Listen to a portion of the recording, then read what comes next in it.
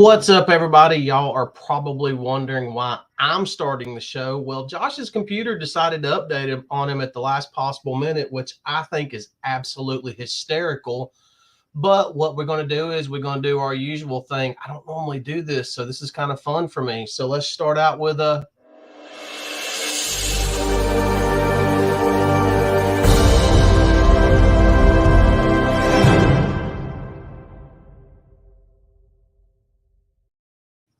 which hopefully Josh will be on here in a few minutes. I did have something that I wanted to cover right quick, so it's going to kind of work out for me. So to kind of catch the folks up, what a lot of people understand about our show is we don't have a lot of people watching live at the moment. Josh and I do the show live because we just enjoy doing that. All of our views come after the fact. So for those of you that will be watching after the fact, let me catch y'all up a little bit. So about 5 months ago, for whatever reason, I downloaded this game called Puzzles and Survival. Hadn't got a clue why I downloaded it. I think it was one of those. I thought it was something else, blah, blah, blah. I ended up in this alliance called SAW, and it stood for like Swarm in Growth. Well, over the course of time, some things have changed. We have a bunch of new players come in. The name of the alliance ends up changing, and the name of the alliance now is called For the Kills, FTK for short. So over the past 5 months, I've got to be like online friends with a bunch of these people. They are so much fun to hang out with and talk to. Our chat is always going. It is an absolute blast when we do this. But there's this event that happens every Thursday night. I don't get to do the event because I'm here with y'all, which is fine because this is what I enjoy doing. Because at the end of the day, I am a nerd. So a couple weeks ago, I was like, hey, I'm not going to be able to do the event. This is what's going on. Some of them didn't even know that I did this. Well, I had a lot of people, I say a lot of people, I had several people in our alliance ask me about the show, and I think a couple of them even subscribed to the channel. So tonight, while we're waiting on Josh, we're going to take a few minutes, and I want to shout out Zominator. I want to shout out Purple Jade, Stack 'em Up. There's one, I don't know how the YouTube censor is going to act on it, so I'm just going to call her Gigi. It's nothing dirty, but YouTube can kind of be funny sometimes. I want to shout out Thaisa, and then I got 3 special shout outs. One of them I actually need some comic books for. So while I'm getting these out, I'm going to tell you all this. We have this guy in our alliance, and he has this thing for superhero aliases. He always names himself. When I met this guy, he was actually named Norin Rad, was his gamer tag. He ended up becoming Johnny Blaze, and currently he is Dr. Donald Blake. So I know the comic book nerds out there in our community just got a kick out of those names. But here's the thing about it. He is literally the strongest in our alliance, and I'm always picking at him and pushing at him, telling him to go higher when we invade some of these layers. This is what it comes down to. Some of these layers are, just out of our weight class right now. We're going to die, but let's be honest. It's better to die on your horse than fall off of it. So that's what I want. I want glorious battle. Well, the other night there was a brief exchange, and he made a comment about G.I. Joe. So this right here is literally to a conversation that was the other night, and only a couple of people are going to get this. But Dr. Donald Blake, this is for you. We got G.I. Joe #1. This book right here, and this is a original #1. It's in outstanding shape. I love her very much. I actually have 2 copies. Came out roughly, I think, November of 1984 is when this came out. Marvel ran 155 issues. They ended up canceling the series. And this was written by Larry Hama. G.I. Joe bounced around. They ended up with IDW, and IDW picked up at issue 155 or 155 and a half. They ran all the way up through issue 300 with Larry Hama. Once that licensing ran out, it was picked up by a company called Skybound. They're kind of like a subsidiary of Image. And what they did was they do have a new direction for G.I. Joe, but they decided to stick with Larry Hama. And last month, issue 304 come out, written by Larry Hama. So the answer to your question is G.I. Joe never really went anywhere, so I didn't have to politic to get them to bring it back, which goes to the next one. Yes, there is a Duke miniseries. I mentioned that. We got the Cobra Commander miniseries. Scarlet's getting ready to come out. Destro's getting ready to come out. And with all that said, Dr. Donald Blake, you now owe me a level 50 layer. We will die together in glorious battle. So that's all for the doctor. Next up, a couple of y'all that actually know me are probably wondering why did I'm gonna get it right there. Why does that say Milo's bestie? Well, there's a guy in our alliance. His gamer tag is Milo number 3. He never talks in the chat. You'll see him on every once in a while. You'll know what's going on with him. In fact, Milo is going to get one of these right here because I haven't used this tonight. Milo number 3, this one's for you.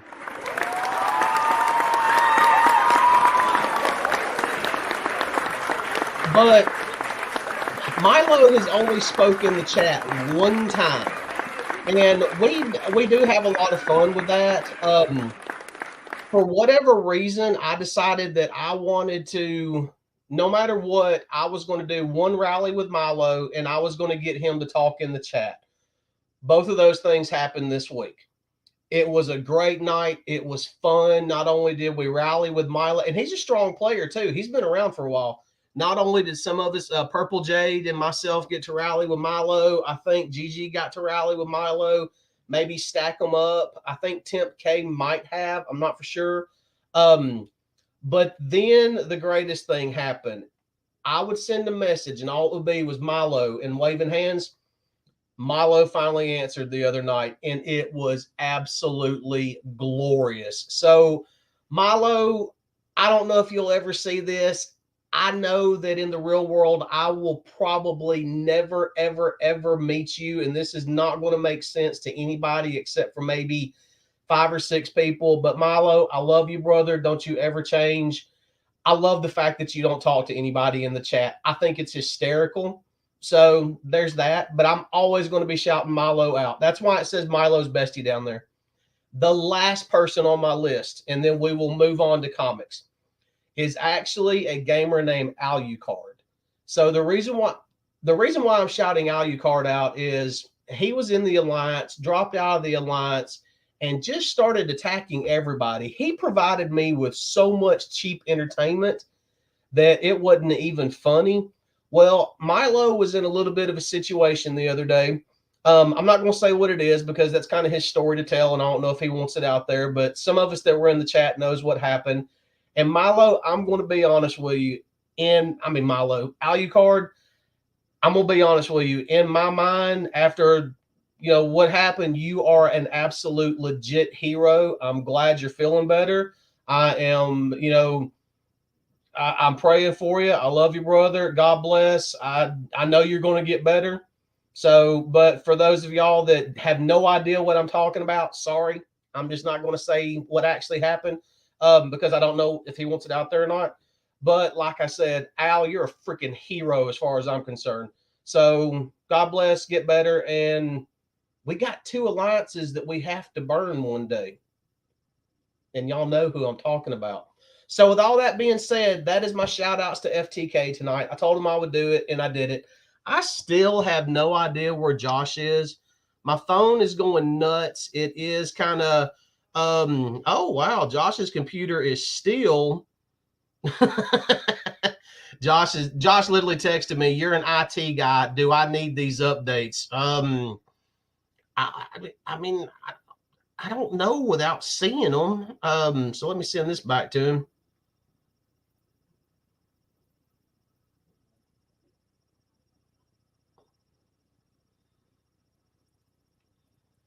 But this is what we will do.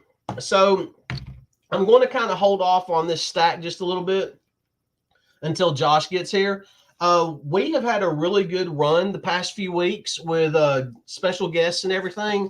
Next week is going to be a huge show for us. We have Jeff Johns on himself, which is going to be absolutely awesome. It really and truly does. I'll get to this, that question here in just a second. it really does amaze me that a channel our size has literally brought in the caliber of someone like Jeff Johns. I am extremely looking forward to that, not only with his work in DC, but talking about Ghost Machine and what they have coming out, talking about his work on the Arrow universe, the Arrowverse, for those of y'all that watch that. So next week, definitely set your notification and to let you know when we go live. So we're going to do this right quick. Tots, it's a pleasure as always. I know you're probably off playing Warhammer right now, but you know, do what you got to do.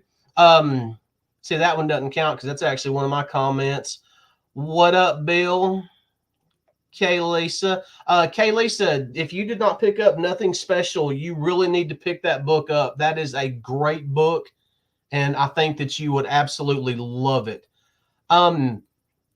No, Bill, I have not seen the Acolyte trailer yet. I did get to see the trailer for Alien Romulus today, and I am so looking forward to that. I absolutely love the Alien franchise. So, oh, wait a minute, we got more text messages. Well, you know, Josh, I'm going to tell you like I tell my kids, you get what you get and you don't throw a fit. But I'm not the average IT guy. I'm a Linux admin. You know we're weird to begin with. So, but yeah, back to what I was saying. I did get to see Alien Romulus. I'll check out Acolyte maybe later on. Who knows? Here in a few minutes, if Josh doesn't come on, we will watch the trailer together, and I'll just kind of talk over it so we don't get hit with copyright stuff. Which, I mean, I really don't care if we get hit with copyright stuff anyway. I mean, it's not like we do anything truly bad on this show, and I got no problems with other people getting their money. But there was a particular list that came out the other day, and yeah, I'm kind of stalling, killing time now, that we'll probably end up talking about with Josh. I wouldn't mind getting this fella right here on to talk about it too, to see what his thoughts are. Because if y'all didn't know, Nick used to collect comic books, and he used to have a YouTube channel. Yeah, I said it. Nothing you can do about it. But this list, if let me see, I don't know if I can find it again right off the bat, but it was literally the most, pretty much in a nutshell, the most important independent comics to come out. And I was really surprised by the list that they come up with. Let me see if I can just go. I think it was Comic Book Resources who did that. Maybe, I don't know. We're going to find out. I don't know. I don't want that. Well, yeah, I do want that. I want the next season of Yellowstone, but still. Comic news. I know that I ended up sending it in a group chat that we have going on. But one of the things about it was Teenage Mutant Ninja Turtles wasn't even listed. I mean, how do you talk about the most influential independent comics of all time and that's not listed? Sin City was listed. I get that. That is a highly influential book. It should have been a lot higher on their list. I did not agree with that at all. But let me just do this. No, I won't do that. Let me see if we can find it right quick. And then we'll kind of go from there. It was one of those that it got sent to me on the on a Google thing, so I kind of lost it right after I texted it to the guys. Oh, has anybody watched X-Men 97 yet? I know that there's some type of controversy going on. I know one of the controversies that's going on, and I agree with the hate on that. It's the way something was drawn. Y'all know what I'm talking about. We all watched it back in the day. But I think there was something else going on. I'm just really not for sure. Let me do this. We're going to get that article one way or another. I will actually go back into text messages and just email it to myself. There we go. And then apparently the news broke that CGC, I believe CGC purchased JSA. So I think JSA really and truly does cards, don't they? I mean, y'all correct me on that one. I don't know what all JSA does. There it is.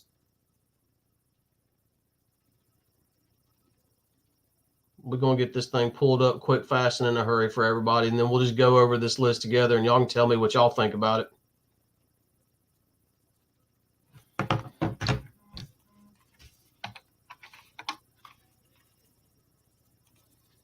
Bear with me. I'm getting there.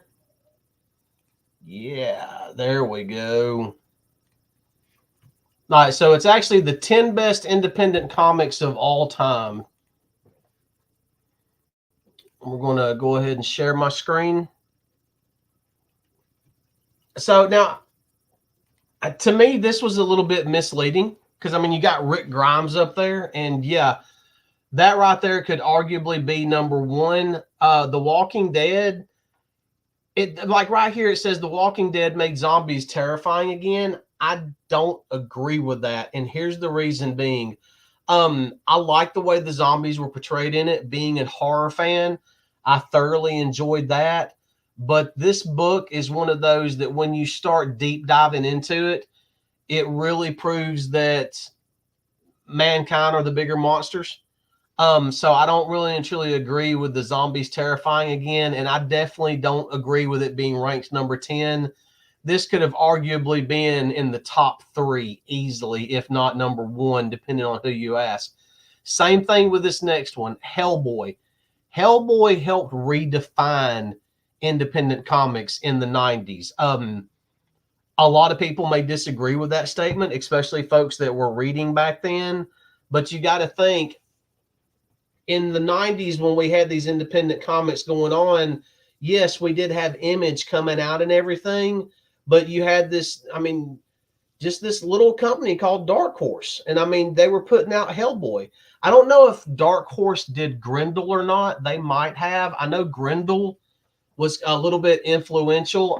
My personal opinion, I think Deadpool on some level kind of pulled some of its inspiration from Grendel. Not a lot. Maybe it was just the way that it looked to me at the time.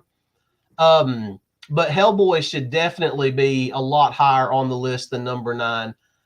I really can't speak to Lock and Key because I never read Lock and Key. That was during that era when I just really and truly was not collecting. You know, I was kind of doing stuff like focusing on college and, you know, career and all that. And yes, I know I'm older. I went to college late. It is what it is. I never read Chew. Like I said, some of these I just cannot talk about. Sin City. Sin City should be a lot higher on the list than number 6 as it is.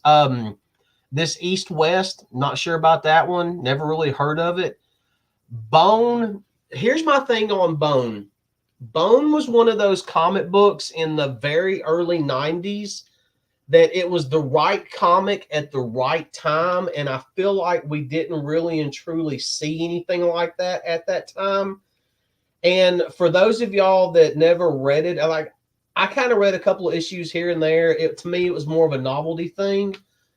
But for those of y'all that have never heard of Bone or never read it, I know I'm about to compare apples and oranges, but Bone to me was like the 90s version of Kanto. It was this obscure comic that kind of come out of nowhere and caught everybody off guard, and tons of people fell in love with it. Yeah, Bill, I saw that in the trailer where Gambit charged Wolverine's claws. I thought that was flipping awesome looking, by the way. But then on the list, I can't speak to Invincible. I never read Invincible. I know that Nick really enjoyed Invincible. He could tell me. I don't know. I don't know if I would go as far as to say number 3 on the list. But it should definitely be up there. Number 2, Saga. I never read Saga. It was just something I didn't get into. Sorry. And then Mavis proved that comics can be important. I have never heard of this book. And I read some obscure stuff. For those of you that watch the show a lot, y'all know I kind of get out there on the stuff that I read. So yeah, I really don't know about this one right here. But literally, you left out Teenage Mutant Ninja Turtles. You've got Walking Dead, the bottom of the list. Somebody, who was it that sent? I think it was Dustin Ellis that sent that text message about. Yeah, so here's Dustin Ellis's top 5, and here's another one. Walking Dead number 1, Teenage Mutant Ninja Turtles number 2, Spawn number 3. Even though I don't consider Image Comics being an independent company anymore, Back in the day, yes, yeah, Spawn should definitely be up there. Spawn helped start a comic book revolution. I mean, with what Image did back then, my God. I mean, it was a legit comic book revolution. Stillwater #4, I never read that one. And then Mighty Morphin Power Rangers. So, yeah, I mean, when you're looking at independent comics, I mean, if we want to throw Image Comics back into the argument, you could even make a legit argument for Radiant Black. I mean, that's another one. I would say, Mighty Morphin Power Rangers and Radiant Black was a lot more influential. You got some stuff on here I've never heard of before.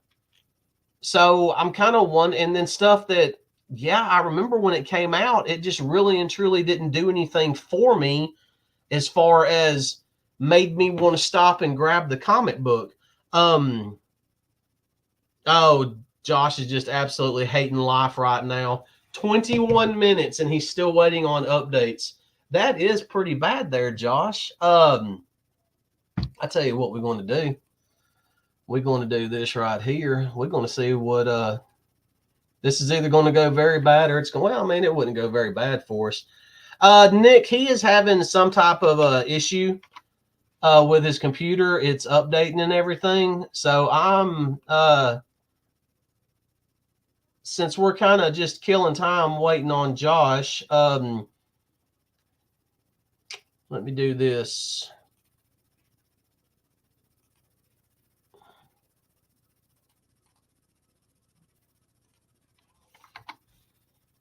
Nick, check Instagram. You know what?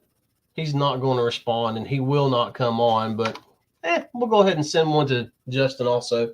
Well,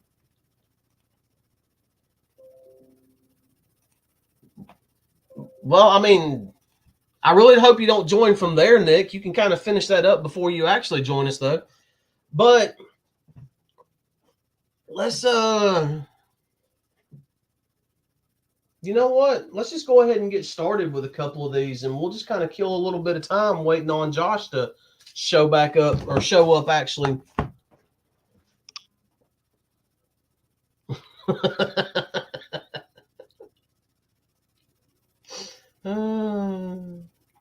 Just join when you can, Nick.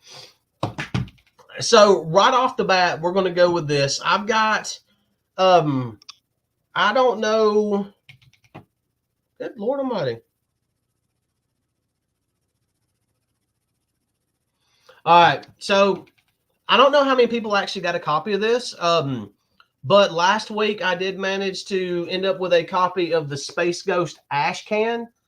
I believe the actual series starts next week.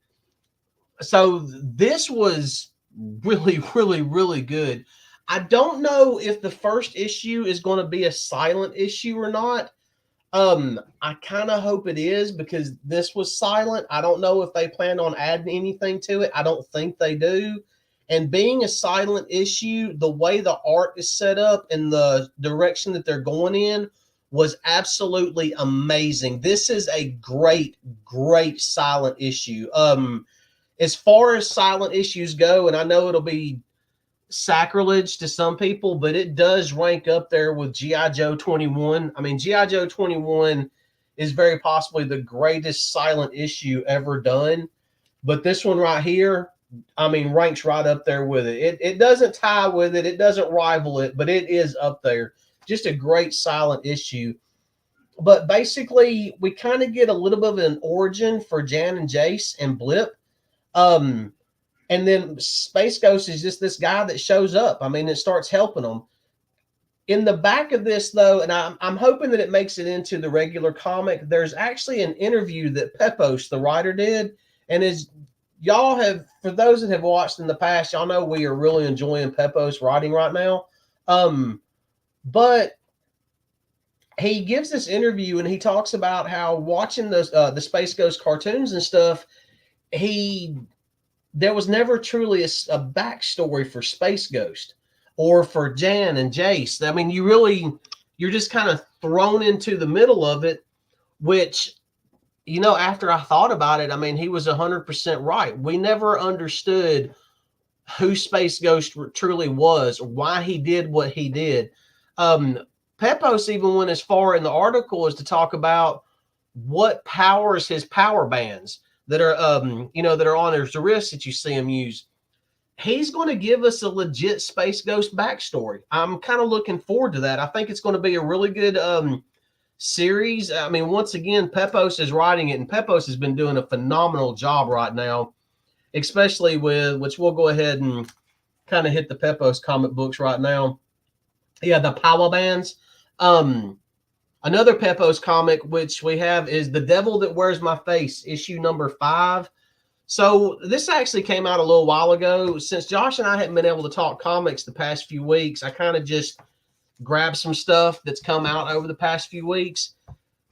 This, we're getting ready to, we're closing in on the end of this. This is another one of those that, yes, it is of the horror genre, but I think folks that do not read horror comics would enjoy this. It's a really good story.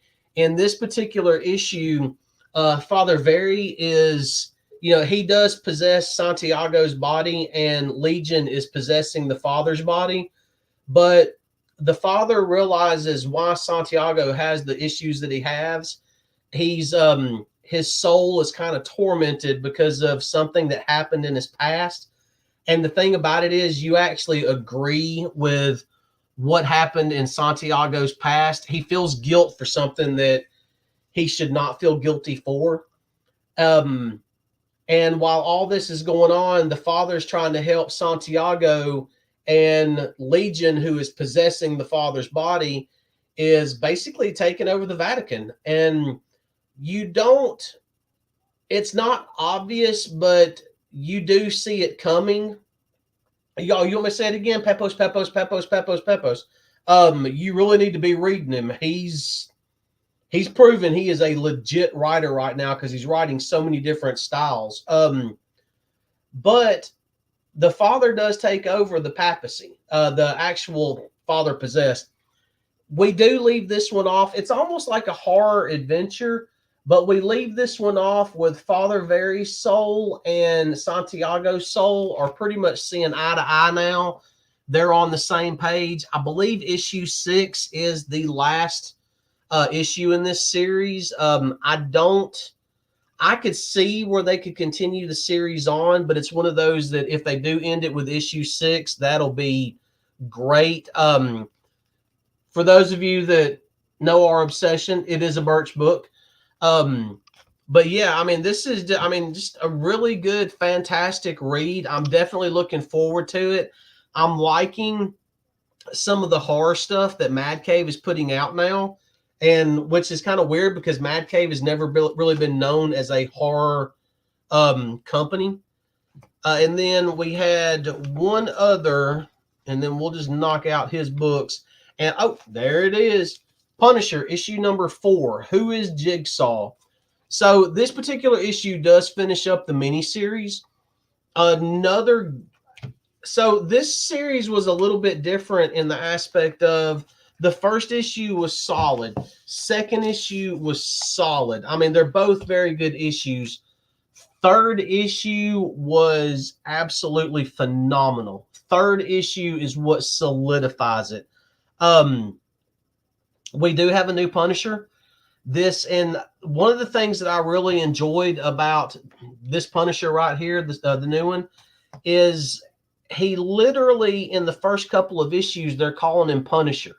He's the new Punisher. There's a new Punisher on the streets, and he doesn't care. In the second issue, he's kind of whatever. That's what they're going to call me. That's what they're going to call me. In his quote unquote previous life, he was actually the Gravedigger of S.H.I.E.L.D. I kind of like that name a little better than Punisher, but that is what it is. But it's in the third issue, a lot of stuff happens. And Josh and I think we talked about it when the third issue came out about a month ago, or maybe a little more than a month ago at this point. But by the end of this issue, it is no longer, it is what it is. They'll call me whatever they're calling me. He declares himself the Punisher. So in these 4 issues, we do see that transition of him just, I'm not the Punisher. Call me what you're going to call me. Third issue happens, and fourth issue, he's coming through a window, guns ablazing, proclaiming he's the Punisher. So you do see a, for lack of a better word, a metamorphosis from a guy that didn't really want to be to the guy that now is. The ending of it was great for the simple fact that you see him on, and I'm not spoiling it because we kind of see it coming. You see him on his motorcycle, and it's not the end. Across the bottom, it literally says the beginning. Pepos has, so right now he's got Space Ghost, which we kind of covered that one. Um, Devil That Wears My Face, and the Punisher. We're literally looking at sci-fi, action, and horror, and dude has crushed all three of them. I mean, just he's given us three very distinct and unique story styles and writing styles that has been absolutely amazing to read. You don't even feel like you're reading the same author. You okay?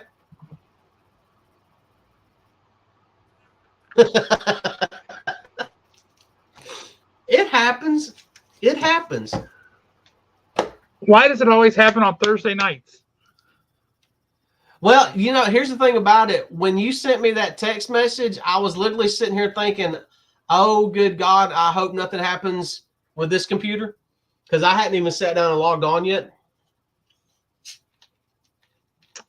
Apparently, the update was to tell me a whole lot about AI stuff from Bing and Copilot and all this junk. I'm like, no, I don't want your garbage. Just let me on.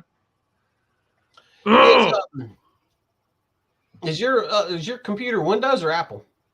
Windows. Oh, okay. Well, see, that's the good thing about Linux is I get to decide when the updates come through. Yeah, I don't know anything about computers, so I have to let other people decide. I just don't like it when they decide on days when I have things to do. Yep. I would like for it to say, how you feel about an update? You want to do it? And I'm like, no. Not today. Not today, Satan. Bill, I mean, it's one of those things, to me, Tom Taylor leaving Nightwing is like Zdarsky leaving Daredevil. I'm not happy about it on any level whatsoever. Especially since Taylor has established Nightwing as being a premier character in the DC universe. Yep. And has pretty much let everybody know that Nightwing can be a cornerstone character. Mm-hmm. But now we're at the mercy of the comic gods. It's really and truly going to depend on who takes over and what direction they go in. I mean, I have no idea who's taking over for Tom Taylor. Have you heard? No. So I mean, where's Tom Taylor going? Because I hadn't even heard that. I thought I heard something. Normally when you don't hear where they're going, it means they got something big coming up that they don't want anybody knowing about. Well, I wouldn't be surprised if he's going to join Ghost Machine or something like that. Well, I mean, that's creator-owned stuff out there, because Lord knows he's got enough. He's got a name now that anything that he does, people are going to follow him.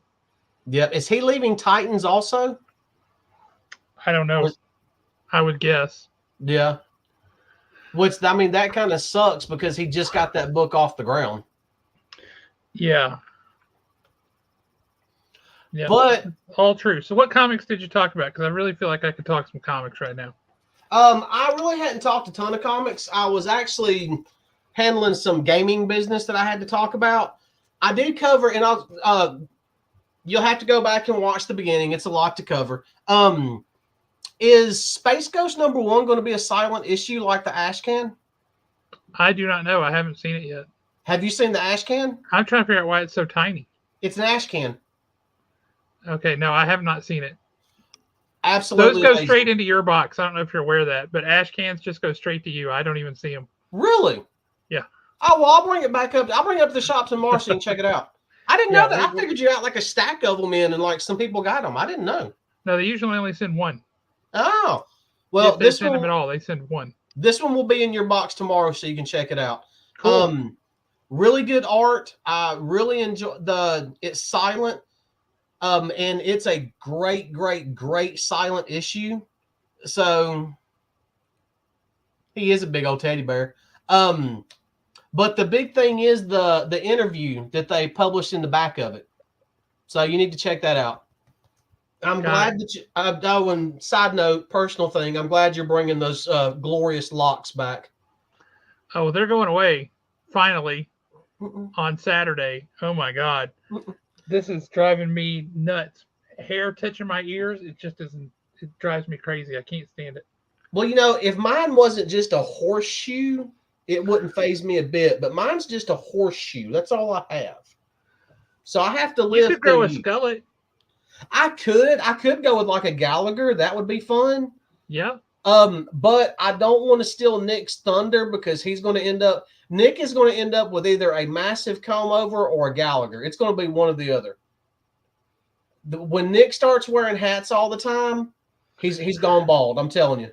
And it's coming, Nick. You can fight it all you want, but it is coming. We talked about the Punisher. I think you come in so on good. that one. Yep. So good. And then The Devil That Wears My Face, issue 5. Oh yeah. I was kind of knocking out the Pepos comics. But I'm guessing issue 6 is going to be the last issue of the series. I believe that's right. So, I haven't got to read 5 yet. It's on my stack here. Yeah, what I was 5 is really good. 5, I don't want to ruin it for you, but you find out why Santiago was so easily possessed and why he's so guilt-ridden. Yeah, and to be honest with you, once you get that full story, he kind of deserves it. I was sitting there thinking, man, you don't deserve to feel guilty. Okay. You should have picked him up and did it to him again. Fair enough. Yeah. But yeah, that was as far as I had gotten. Next is one that you and I have been preaching to high heaven over this book, and I was not expecting this issue, and ended up just thought it was a great issue, and that's Hunger in the Dusk issue number 6. Oh heck yeah, so good. The only thing that I did not like about this issue was the simple fact that it told me that this was the end of volume 1 and we're not bringing volume 2 until summer of 2024. You two going back and forth always crack me up.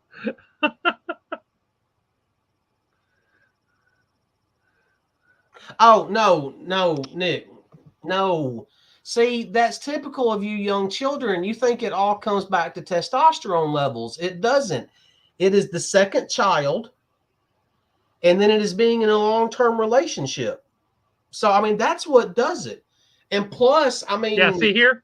No kids. Well, and plus, God knew what he was doing when he decided that, you know what? You've been skinny and you've had hair long enough. Let's give the other men of the world a chance. It's now time for you to be bald and fat. Because if I was skinny and still had my hair, you might as well just go live as a monk.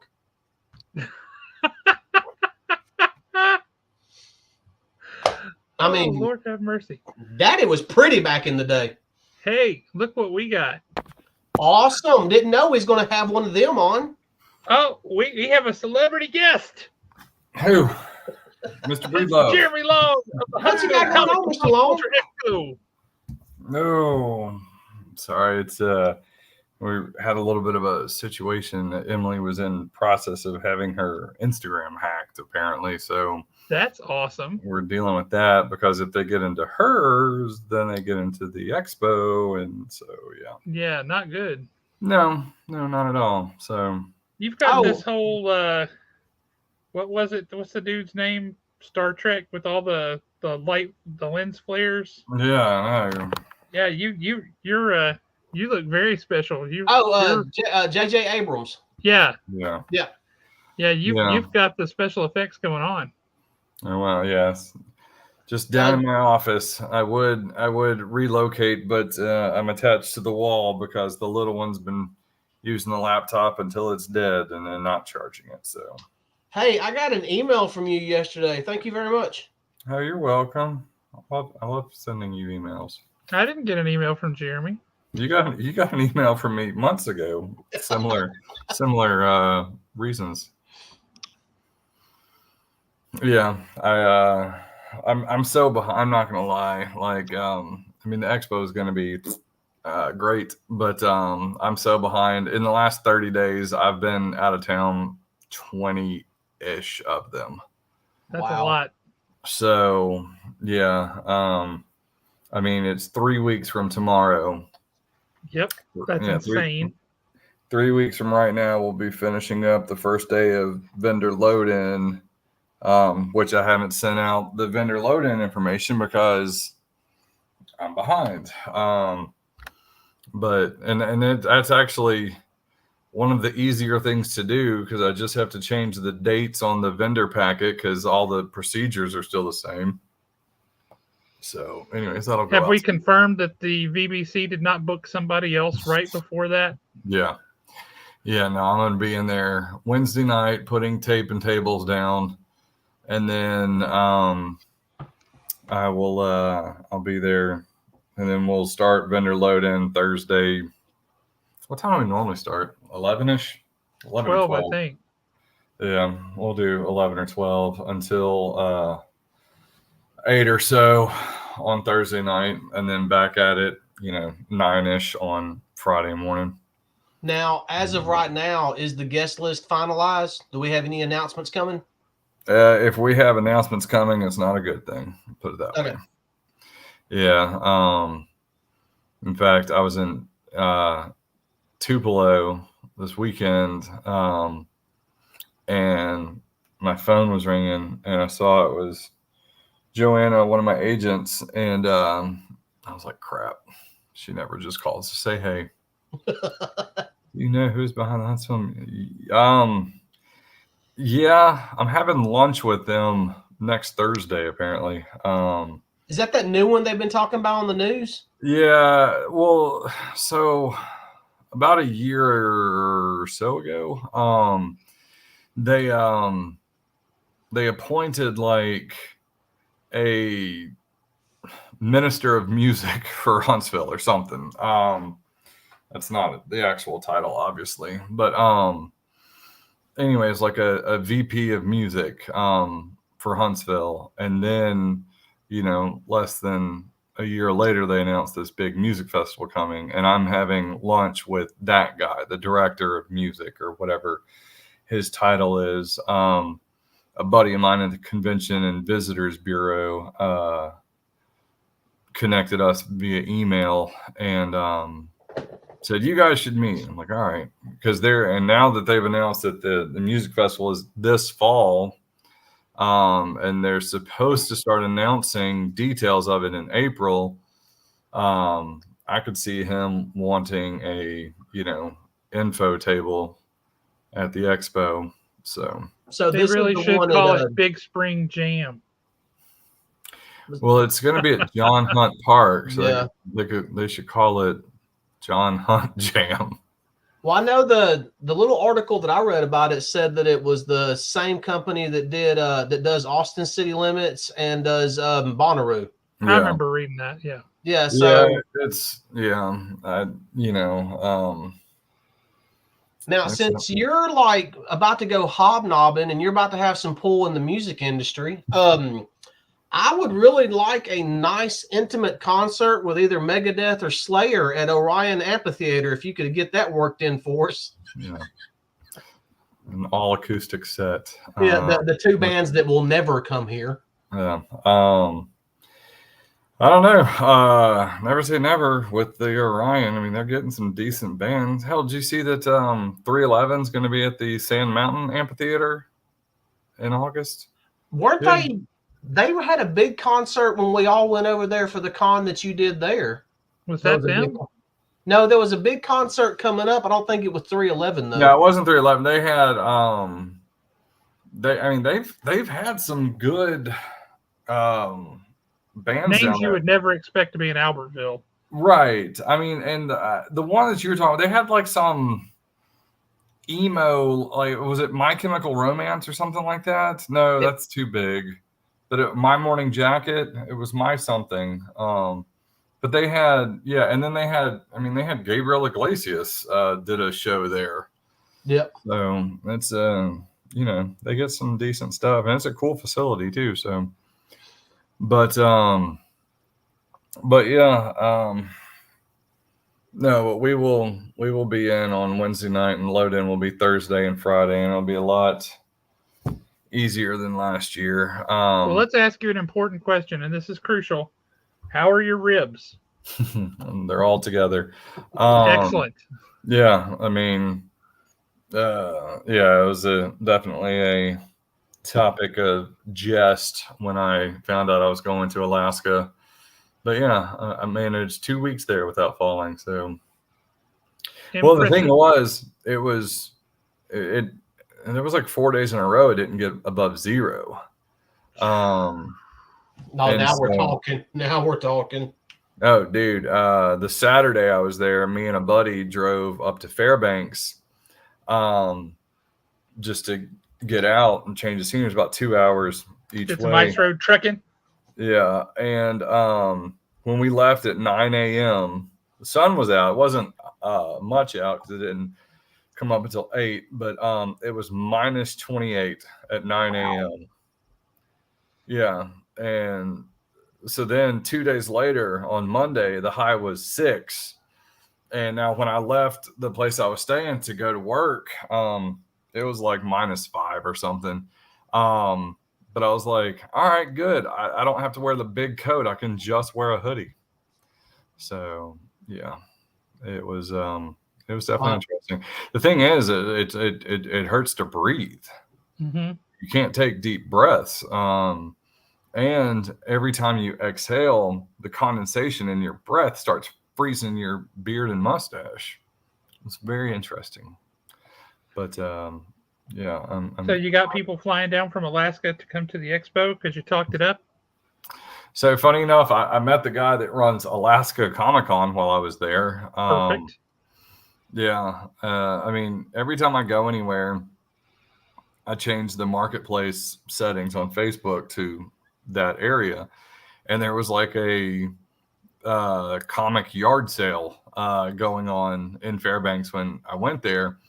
And it turns out it was the guy that runs Alaska Comic-Con. So we were just talking shop and stuff like that. I didn't even buy any. Well, no, I bought a book, but I didn't have any good stuff. That was the shop there. Oh my gosh.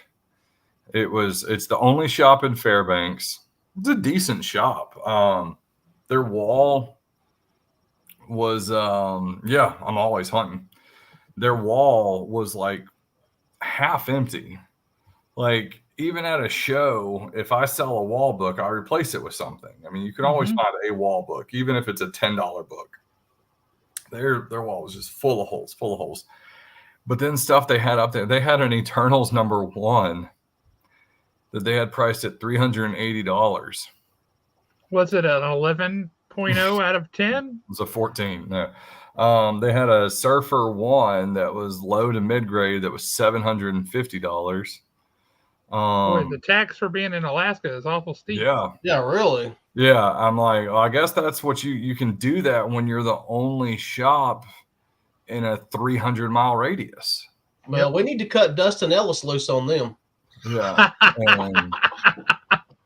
And but then, like, I mean, they had a good. I bought a couple of trades from all their trades and collected like omnibuses were 10% off, and there's no tax. So I got the it's around here somewhere. It's on my backpack. Yeah, this was one of my pickups in Alaska. Thank you, per diem. Is the oh yes, yeah, so it's got the first 40 issues of Spider-Man.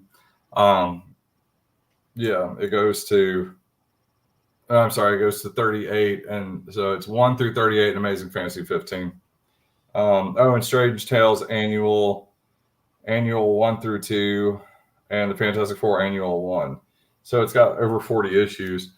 And it's, it was wrapped and everything. So it was the cover price is $125, so it was 10% off, so it was $112.50 out the door because of no tax. So Nice. so that was good reading because travel each way is about 20 hours. That's a bit of a haul. Oh, it's awful. Actually, coming home wasn't as bad because I barely had a layover in Seattle. But then Atlanta, I had about a 2-hour layover.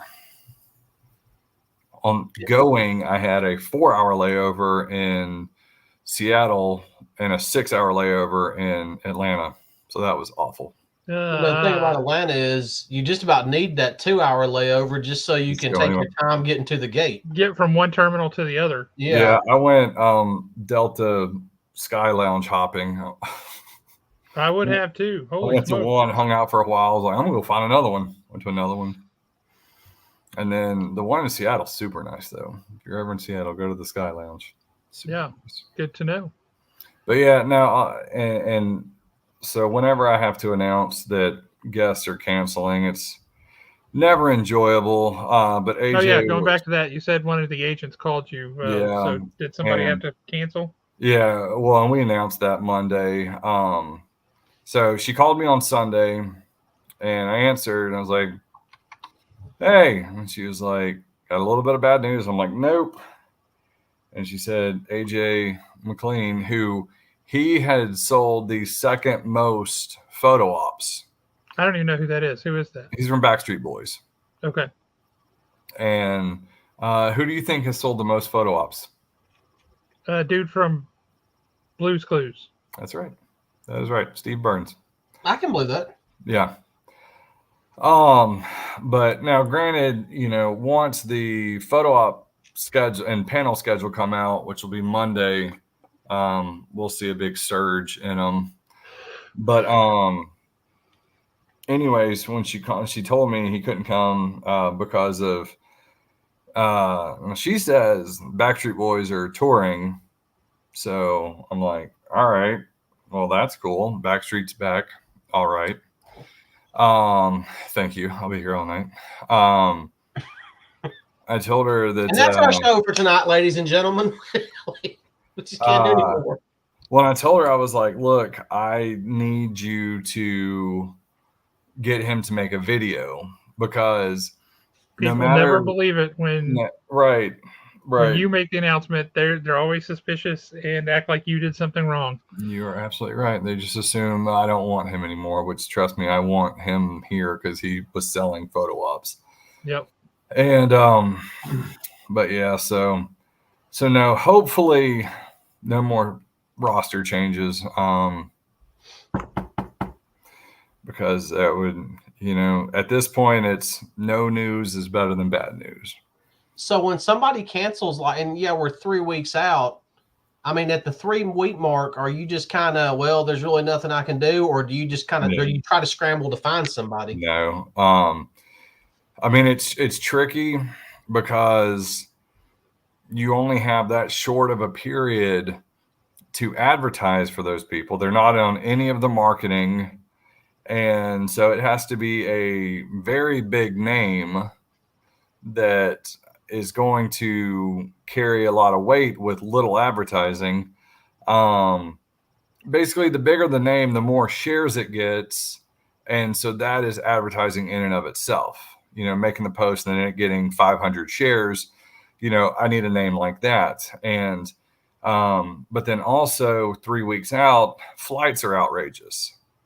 And so it needs to be a huge name and they need to be local. Right. Local-ish. Well, and drivable. Remind me to tell you stories about flights when we're not recording. I don't know who's watching this. But that's good. Neither do we. Yeah. But yeah, I mean, there's a lot of factors that go into it, but I mean, it has to be a giant name. And I was even talking to her about, replacing him. And, with this little of lead time, I can't really offer much of a guarantee. And that's a tricky thing because a bigger name is going to want a decent guarantee when I'm not really wanting to. So, I mean, and I know you can't really come out and say this, but do you ever just want to look at them and say, yeah, well, so and so's name is the guarantee? yeah. Well, and that's so I've actually started kind of throwing that back at people. That when an agent, comes at me with a guest with a large guarantee, and then they're like, they always hit their guarantee. I'm like, well, then they shouldn't need a guarantee. Right. Because if they always hit, then there's no Then what? worry. Then what are they trying to cover? Right. And I mean, I get it. Like, you're not going to pitch a $50,000 guarantee guest to a show that has 1,000 people. But, when it's, going to hit over 20,000 people, and I actually threw that back at an agent. I'm like, well, if they always hit, then they should come for no guarantee because, and that takes the risk off me and puts it on them. But since you're saying it always happens, then there's no risk. I'll sign them right now. And they're like, oh, he doesn't do no guarantees even for bigger shows like Salt Lake City. I was like, okay, that's fine. I don't need another guest, And so, Well, what this sounds like to me is that there's an opening now. So when I have Jeff Johns on the show next week, if I say, hey, Jeff Johns, do you want to bring your entire crew from Ghost Machine down here on your nickel? We have room for you. Yeah, we'll rent them you know what? I'll pay for a van for them to rent, and they can drive down from wherever they are. Yeah, he's up in New York, New Jersey, and Michael Fabach, or Jason Fabach rather, is in Ontario, Canada. So he can just drive down to Jeff Johns' house, and they can ride down together. Cool. Yeah, perfect. They can bring Brad Meltzer too while they're at it. Yeah. So funny story talking about agents with guests with no guarantee and that kind of stuff.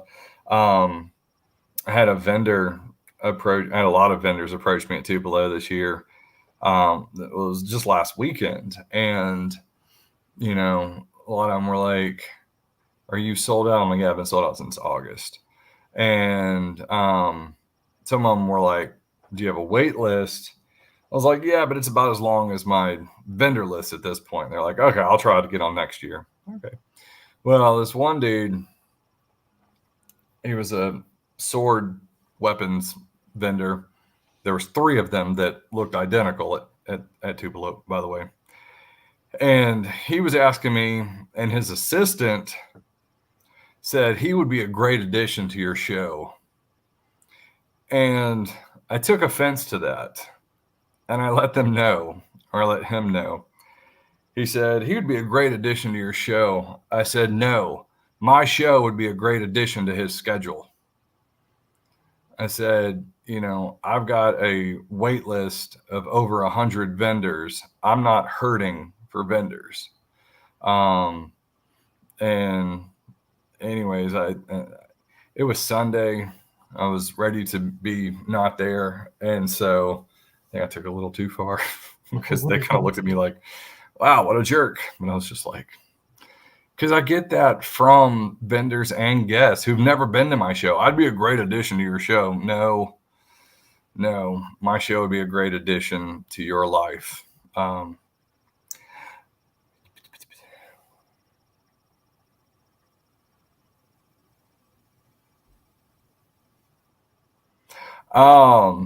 that is a good question. 2 questions. So we have Richard Karn coming, but we also have Debbie Dunning coming. So we'll have them next to each other. And I try to not only group the, like all the Chainsaw Man people together and all the Death Note people together and all the Star Wars people together. But I try to have all of the same agencies, clients together so that they can check on all their people a lot easier. Now this year I've got like a dozen from one agency and 16 from another agency and 9 from one agency. And so they may not all be together, but you know, it's kind of like having Barry Bostwick last year. It's like, who do you put Barry Bostwick next to? I don't even remember who I had him next to. But yeah, but so Richard Karn will be next to Debbie Dunning, and they'll be honestly next to some voice actors because that's the same agency. And then have I ever had people? Yes, I have. Only one time, and it was year 3. I had someone say, I don't normally do this, but I don't agree with his beliefs, so I don't want to hear him talking about it all weekend. Can I move? And I was like, sure. It was on Friday, and so I was like, yeah, no problem. But and it was no problem. And so Year 3 was a very different animal size wise too. Yeah, it was. Well, I mean, but what was it last year? No, it was 2 years ago. 3 years ago. It was when we had Phil Jimenez, who worked on The Simpsons, and Michael Golden and Tom Cook and all them. Yep. That was 21, wasn't it? Yeah. I've got everything set up, and all of them plus a few others were all from the same agency, and I never got any notification from the agent that people had to sit next to each other. And so literally at 2-ish on Friday, they come in, and it was Tom Cook had to be next to Jimenez, and they weren't. And like one of them had a 2 booth set up, and so it wasn't just a 1-for-1 swap. I had to go all over, and I mean, yeah, that was 30 minutes before VIPs were walking in. That's insane. Yeah, I just kind of have to do what they want to do, and so yeah, I mean, we make it work, but hopefully won't have anything crazy like that this year. I mean, we have more guests this year than we've ever had. So, and that was another thing, you know, about replacing people. Of course, when I posted that, people were like, who are you going to replace them with? I'm like, we still have over 60 guests. Like, we just told Hollywood to empty out and bring everybody. Pretty much. Well, you know, next time somebody says who you replace them with, just say, hey, look, I've got a guy lined up. He's going to be there. His name is Alan Braidlove. You're going to love him. And just leave it at that. And then that makes them wonder who it is, and they leave you alone. There you go. Alan, you and I can just get a couple of rocking chairs, and we can take up that Backstreet Boys dude's booth. And we can just sit there and offer advice. Yeah. There you go. Or we could turn it into the YouTube booth and have the people in our little groups just kind of sit there, you know, advertise their YouTube space. I just like dispensing advice. That sounds like more fun. Mm-hmm. Good or I bad? have no issue telling. Right. It didn't say good advice. Yeah. Or we could hang a sign. We suggest comic books, and then they just come to us, and we just tell them what to go buy and read. Yeah. That might actually be useful. We should probably put that sign up at the Haven booth anyway. If it has 3 zeros in the price, we highly recommend it. Right. Definitely. That's good reading. Mm-hmm. That's good reading. So, always a fun time with the Expo. I think it's going to be massive, and I'm looking forward to that. So I got questions for you, because we get these kind of questions sometimes from people who come in to buy tickets, for example. Yeah. And maybe you can tell folks what constitutes, this is going to be a weird one, what constitutes good convention etiquette? Well, I would say the golden rule. You do unto others as you would have them do unto you. So bathe, use deodorant. Don't just go zipping around, you know, use your manners. Say, excuse me. Don't. Somebody already got my idea. Yep. Yep. I would say that one of the biggest things is don't have a conversation in the middle of an aisle. And love cosplayers, but don't have a little photo shoot right in the middle of an aisle. there's lots of people trying to maneuver, and there's lots of space out in the main hallway out front or outside. So there's places for that to happen, and inside is not. Especially come Saturday. Oh, Because if Saturday is anything like it was last year, oh goodness. yep. It's gonna be a banger. I will say we've had several folks come in the shop recently who somehow or other, like Saturday, we had a mom come in with her son and her son's best friend. And she's like, look, I'm going out of town. You guys need some reading material. They've never been to the shop before, never seen them before. Cool. Just go pick something out. I'll buy you whatever you want. And I was like, I like the way she thinks. And they picked you to the top shelf. Well, they picked some stuff out, and these kids are. I asked her. I said, "How old are these guys?" And she goes, 10 and 11. I said, "You're gonna love this." And she's like, "What?" And because I had already talked to her about the expo, and she was excited about that. And she said, "Yeah, we're buying tickets." I said, "Well, how old are these guys?" And she says, 10 and 11. Why? And I said, "Because kids under 12 are free." And she's like, "Are you serious?" I said, "Yeah." Who doesn't want to come to this show? I mean, she was excited about it. I was like, yeah, it's a great deal. Come on out. Yeah, like that guy Brad that's been coming up to the shop here recently. Yeah, with his two little ones. Yeah. I think he's bringing his whole family to the show because we've been talking about it. I'm like, dude, look, if anything, the kids are going to love walking around seeing the cosplayers. Yeah. I mean, it's there's like Disney World came to Huntsville. Yeah. I mean, there's going to be something for the entire family. They're looking forward to it.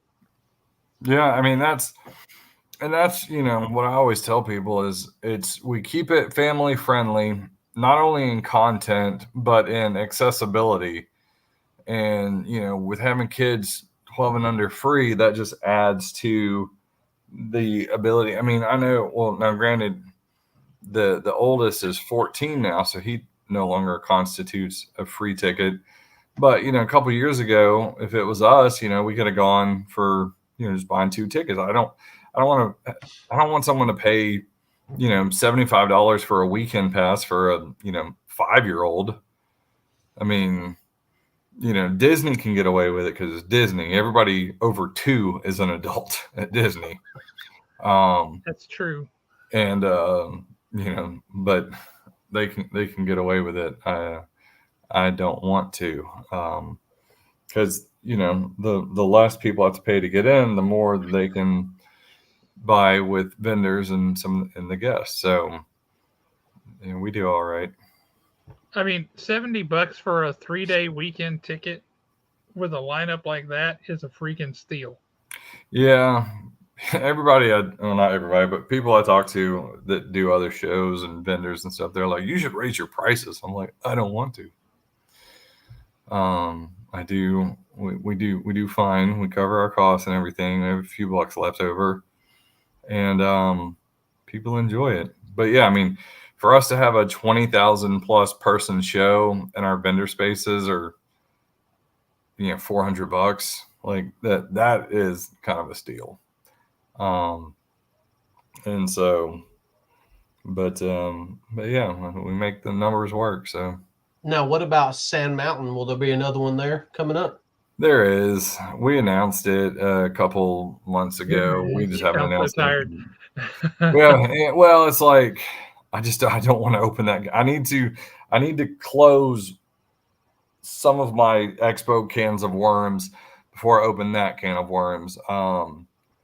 Like maybe I'll but yeah, it's August 17th and 18th. And that puts us, before college football, because the Bama game kind of killed us this year. And so, but we're doing it again. I've already signed a few guests for it. We've got Adassa from Encanto coming. She was at the Expo in and she 22. Was fantastic. She is very fantastic. She comes in her full costume from Encanto.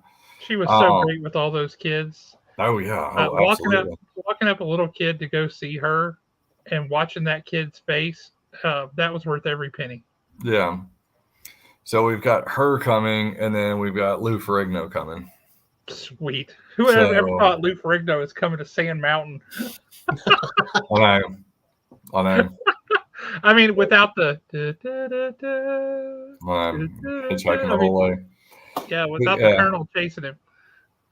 Yeah, I saw him at Pensacon, and solid dude. And I don't just mean muscle, which he is.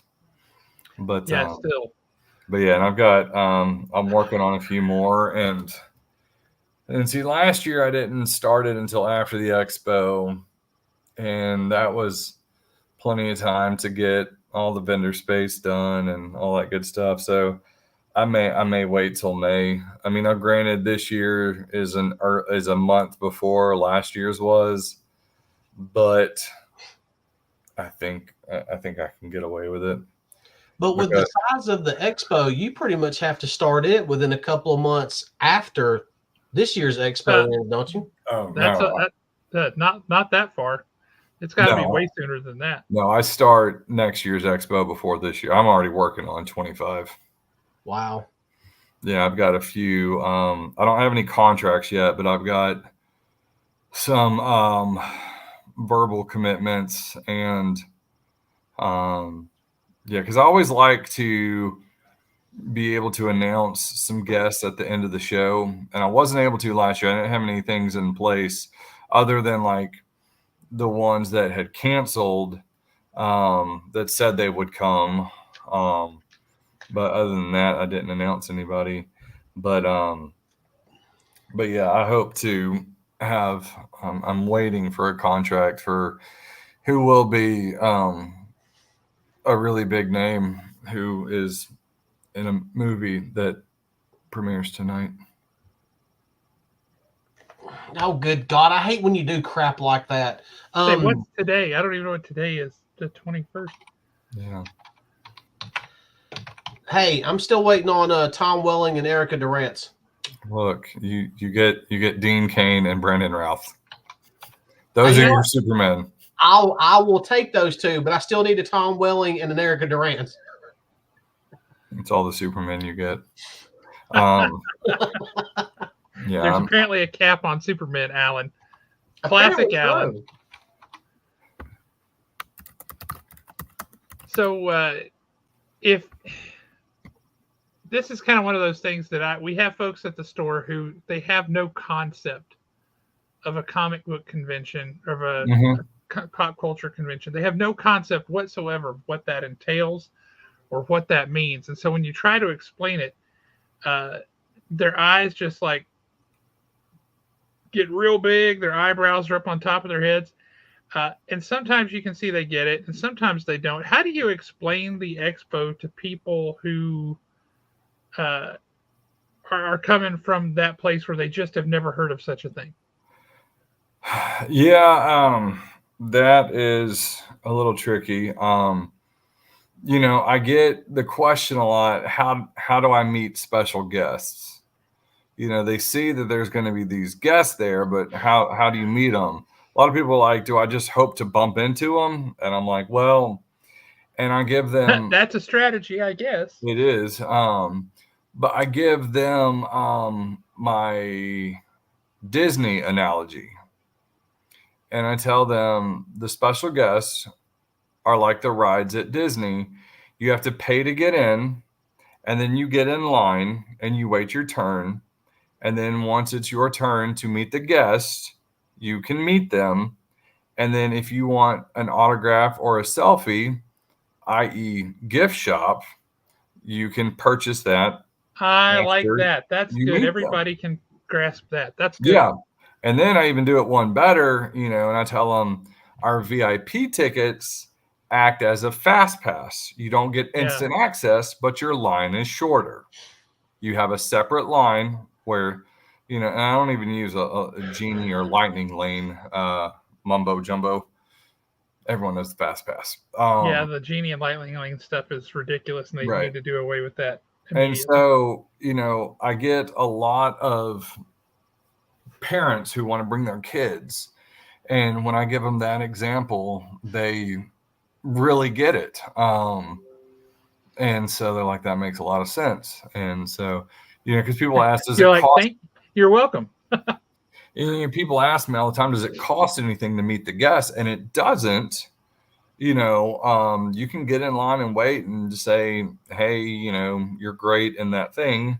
But then, move along. That's another, about the etiquette. Like if you only want to meet the guest, if there is a line, say, hey, shake their hand or whatever, and then keep it going. Yeah, you can meet them for free. But then if you want any souvenirs from that meeting or from that ride, you have to pay for those. So I have a question for you. What do you think James O'Barr is going to draw on my tablecloth? A chicken. So, you were talking about next year in a movie that was premiering today.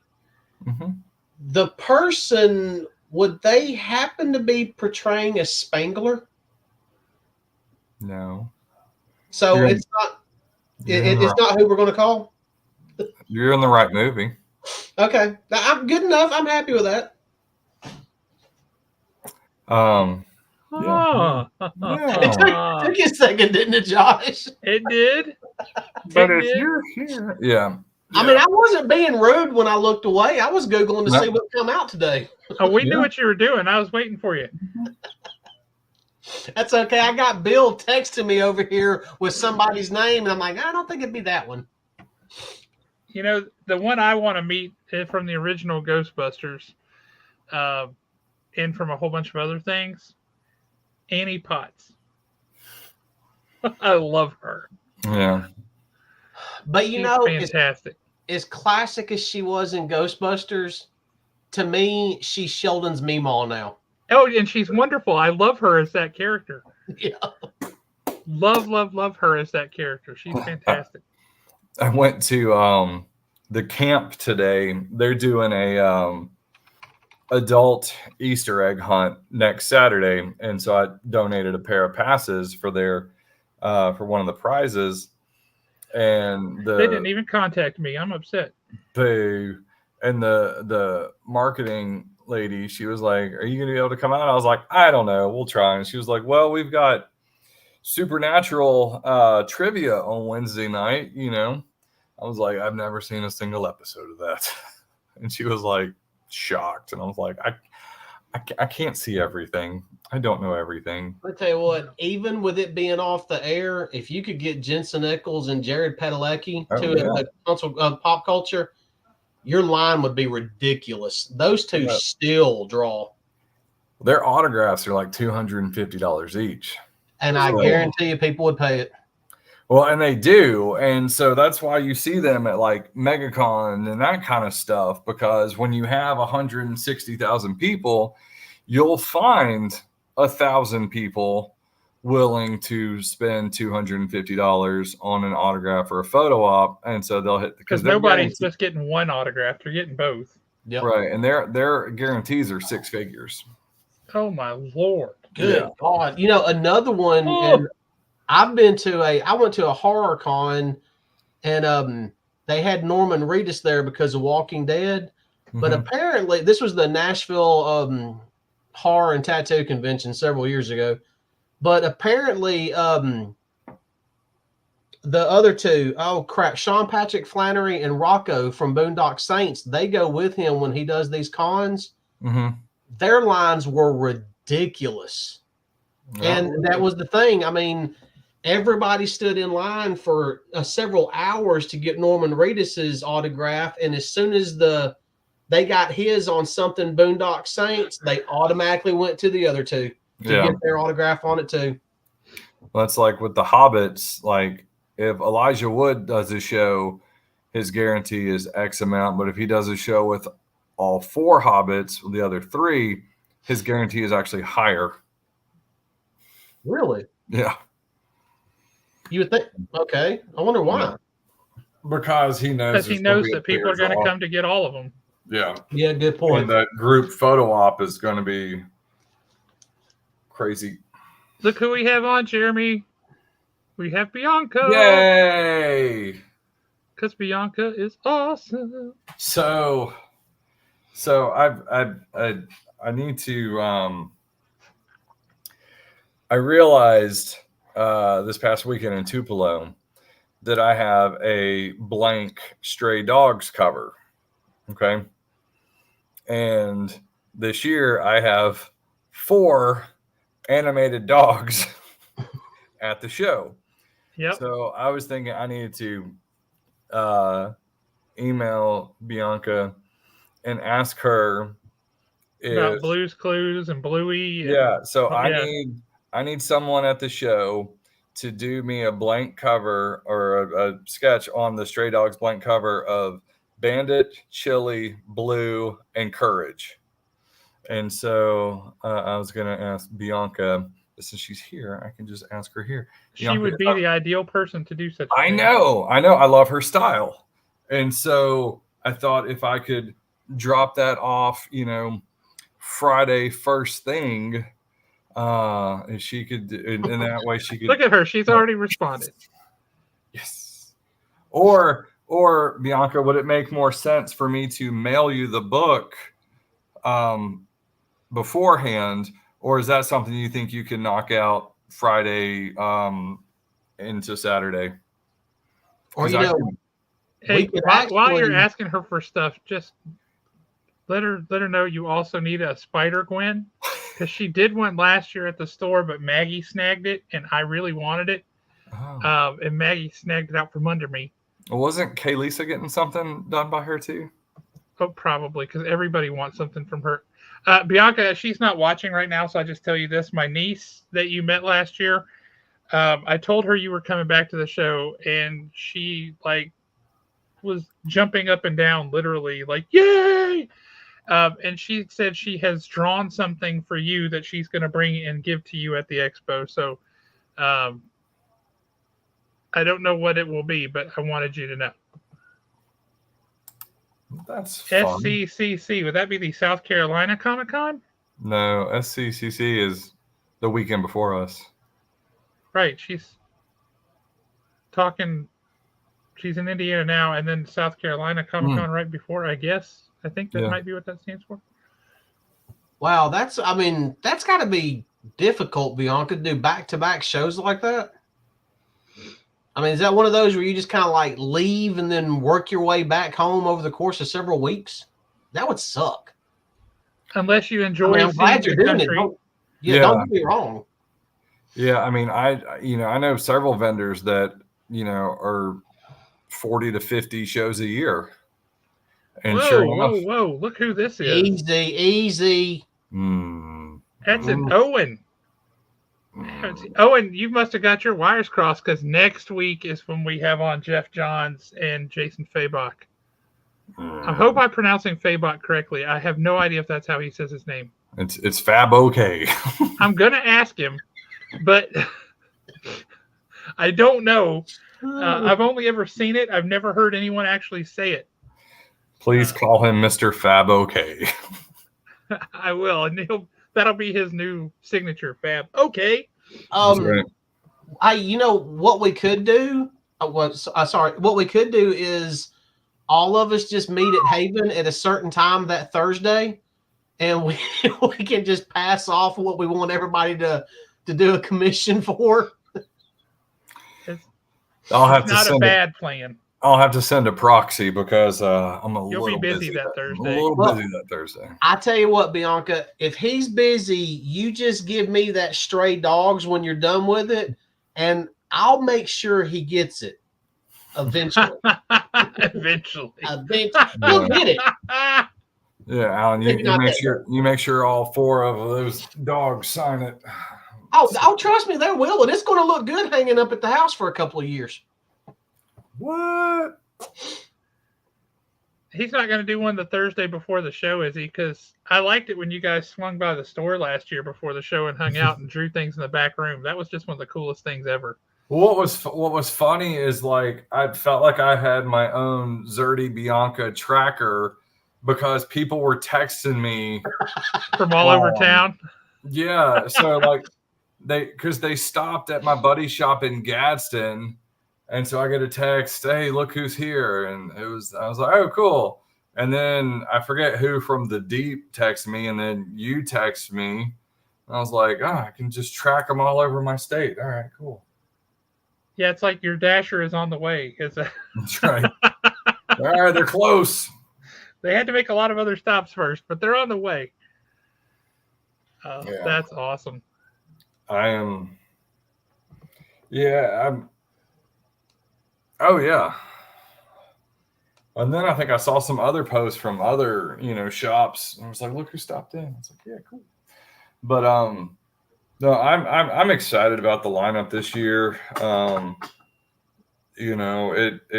It's really come together, and we got a good lineup.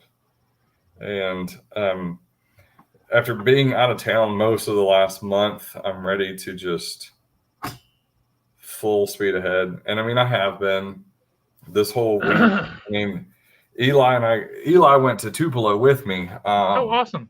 Yeah, well, he's been wanting to do shows with me, but since I usually leave on Thursday or Friday, he can't during the school year. But since last week was spring break, it worked out. So he went with me, and then Monday I came back and. Hang on, I would like to put the kibosh on something. This is categorically untrue. No, he is your +1. Yeah. Yeah, Bianca, you are an entity unto yourself, and you have your own fan base and following, and you are a blatantly awesome human being. So none of that. I will say though, Bianca, when you guys come up, if y'all want to stop by Gideon's Bakehouse and bring some cookies up here with you, you could earn some love right here. I'm just saying, I love a cookie. I'm familiar with that. I would be forever in your debt. I don't know how a cookie would survive from Florida to here because it wouldn't in a car with me. So I don't know, but yes, those Gideon's Bakehouse cookies are like this big. I mean, they are massive.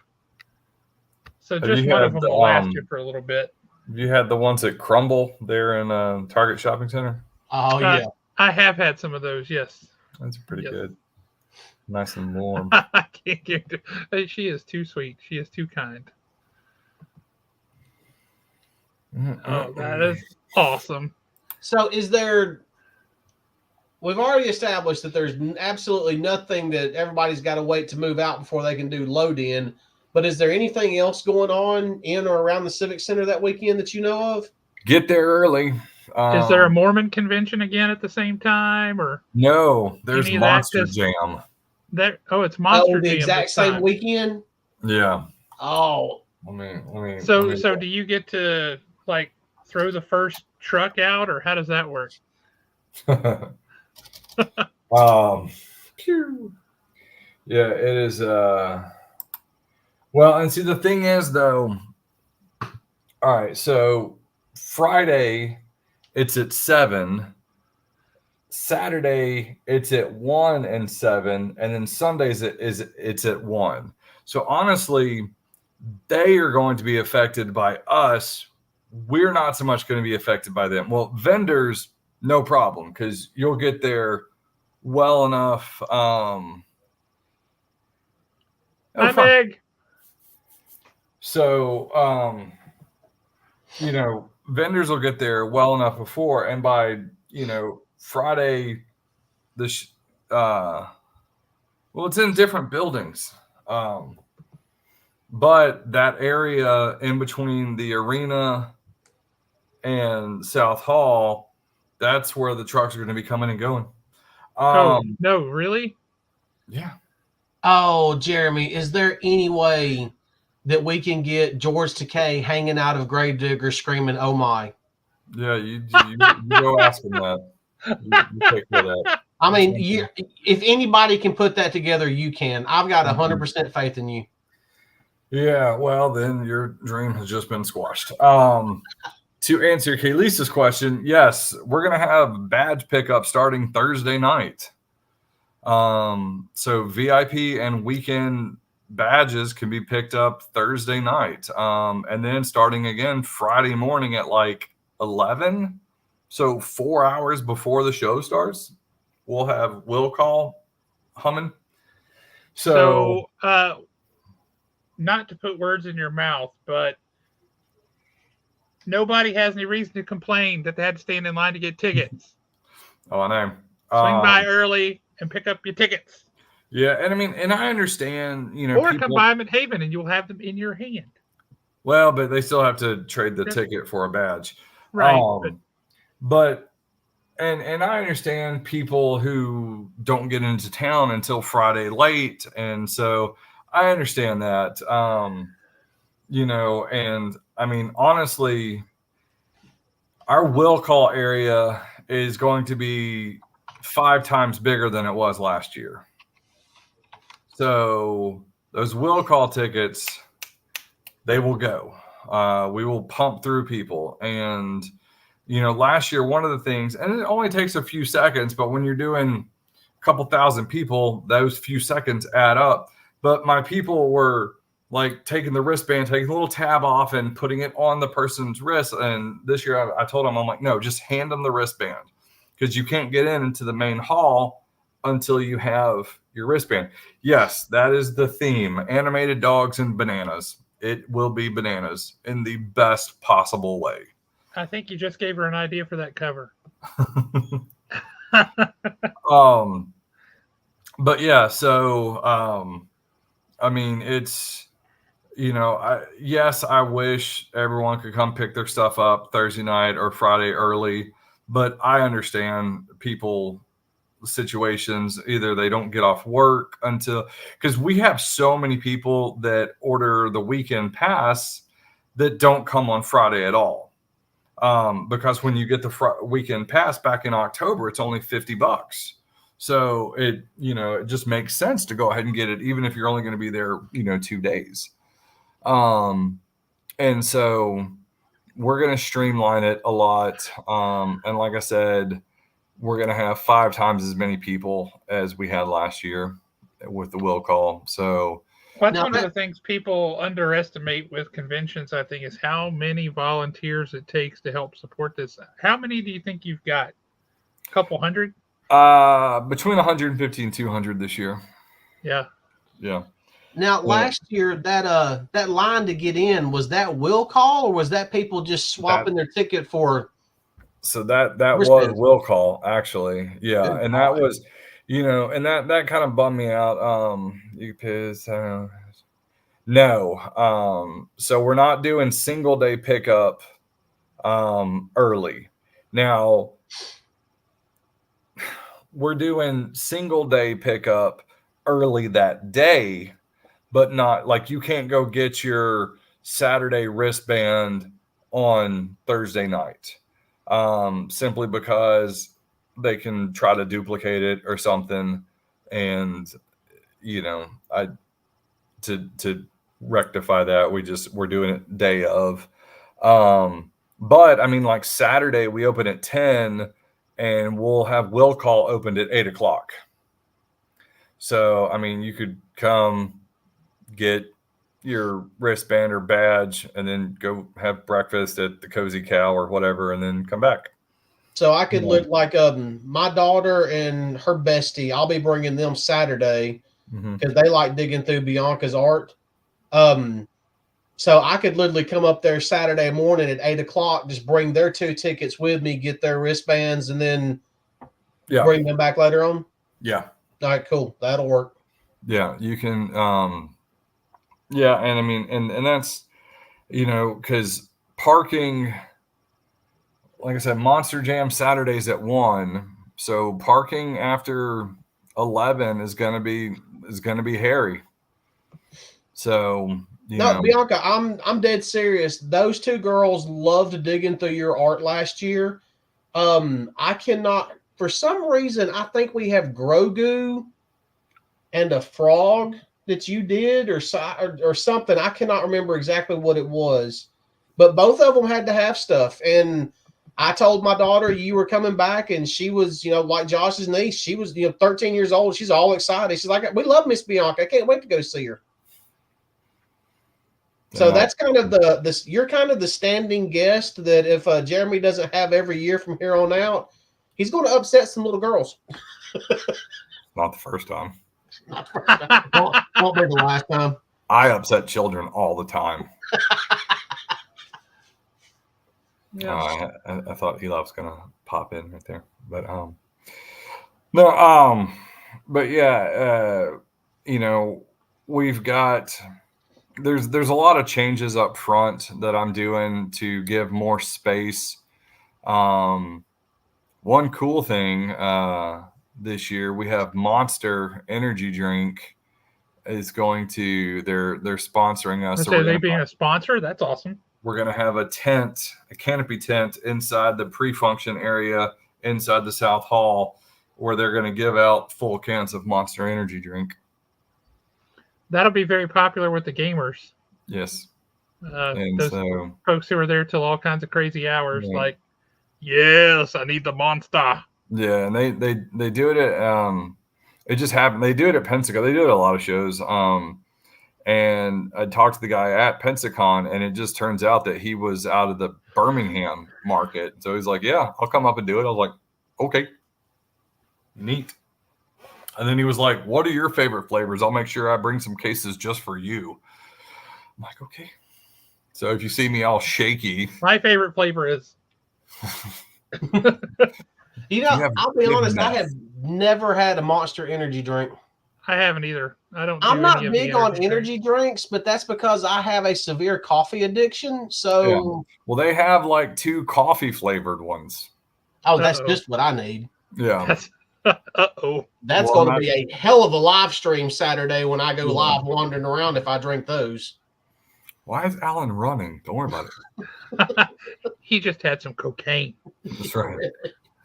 Yes, I'll have the liquid meth, please. Jeremy, how the Expo going? Bye. That'll be it. Did somebody just see the flash go by? That was just Alan.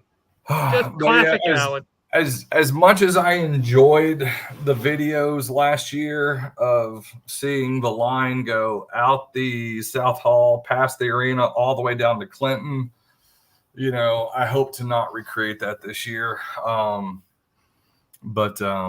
But yeah, that was definitely neat seeing that, knowing that, and that was at like 1:00 on Saturday. That was after we were open for 3 hours. So yeah, that was one of those. I was like, okay, I want to go live, but I like going live and then like walk in. So whoever's watching or whoever watches it after the fact, it's almost like they get the experience of walking in. Right. And when I walked out there and saw that line, it was like, holy. I have got to get the line. I mean, that's all there was to it. Luckily, it was comfortable. There was a similar line. Yeah. There was a similar line in Knoxville in July. People were waiting 4 hours to get in. People only waited an hour to get in last year, but people were waiting 4 hours to get into Fanboy Knoxville, and it was like 97 degrees outside.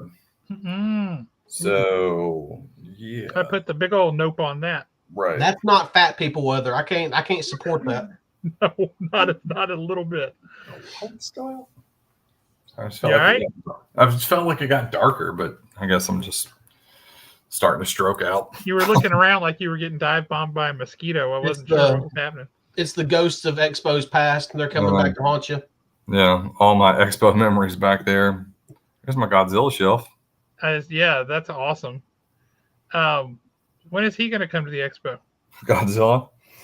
Yeah, I would love to have a Godzilla person. I can just see that poster now with the Godzilla stomping on the VBC.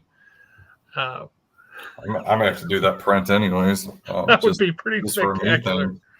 Well, next year is year 10, so.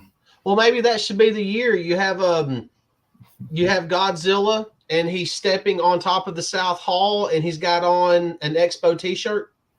Yeah, maybe we'll do it for year 11, because year 11 we finally are all of South Hall and East Hall.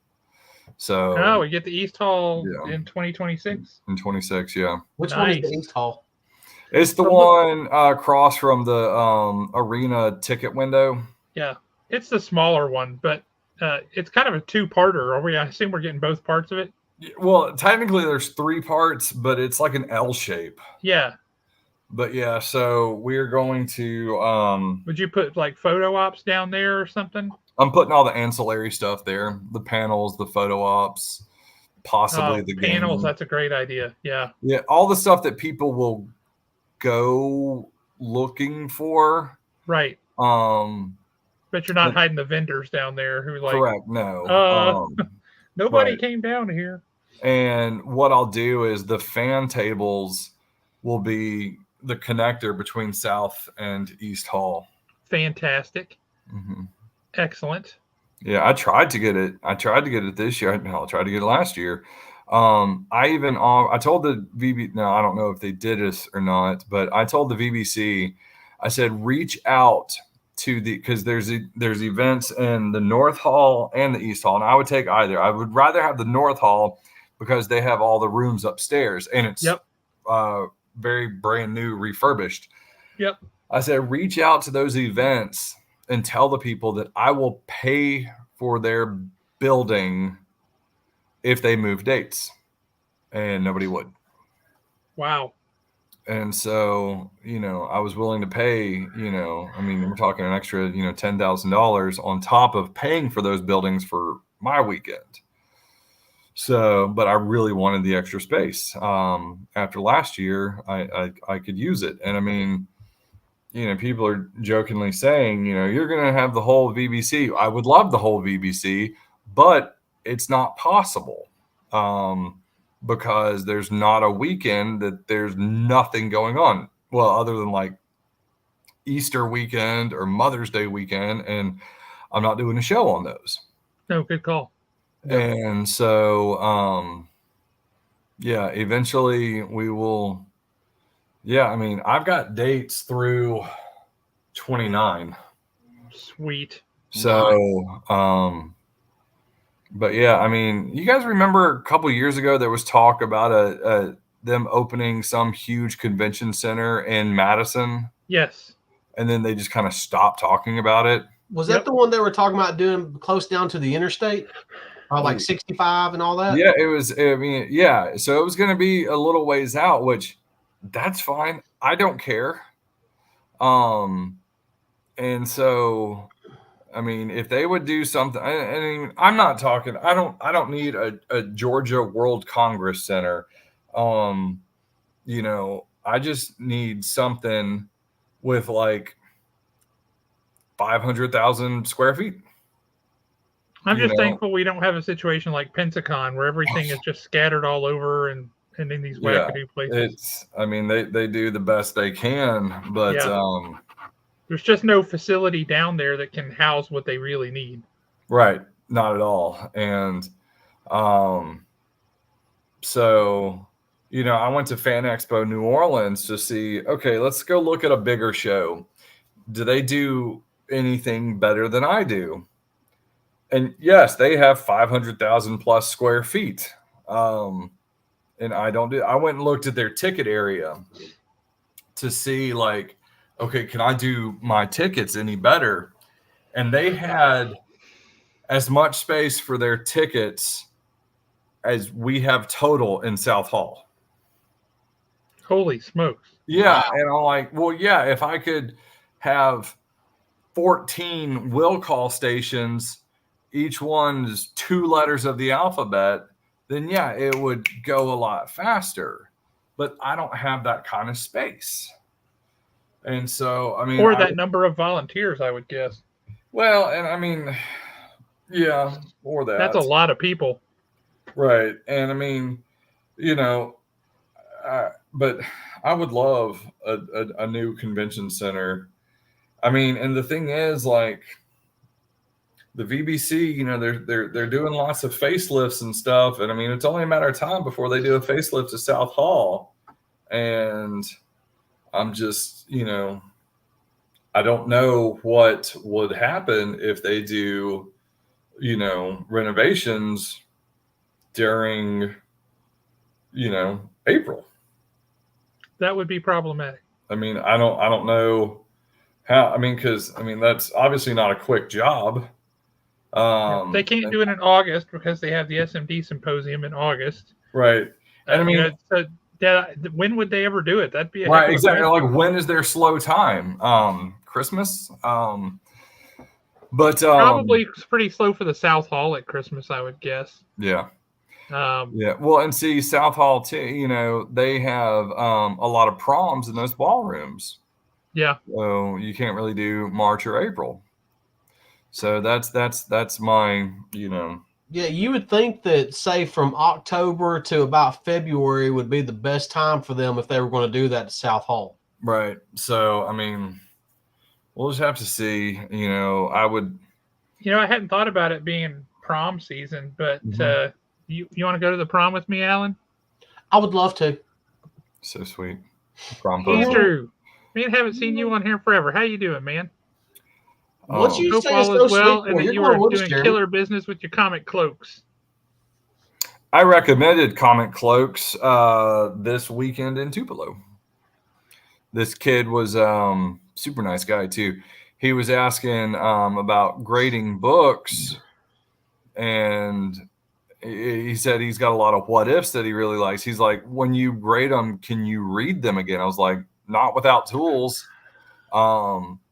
And he was like, oh, okay. He's like, I just want, you know, a way to display them, and but still be able to access them. I was like, well, they make, you know, ones that you can open and close, and it's like an ungraded slab. I was like, go to Comic Cloaks and check it out. Yep, absolutely. You can read them again as long as you have a hammer. That's right. That's what I told the kid. I was like, yeah, you can get back into them, but you need tools. That's funny. Now, you know, we had a guy ask the other day, and I guess because he didn't see the actual name on anything for the expo, but he asked if CGC was going to be there. And I'm like, not CGC proper. Right. But a facilitator who can witness and all that stuff is going to be set up, and they're going to be there. And he was like, are you sure? And I'm like, I'm 100% sure.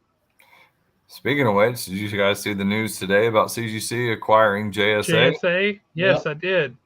Yeah. So, like, the one thing that CBCS had on them, they don't have anymore. The authentication, yeah. Mm-hmm.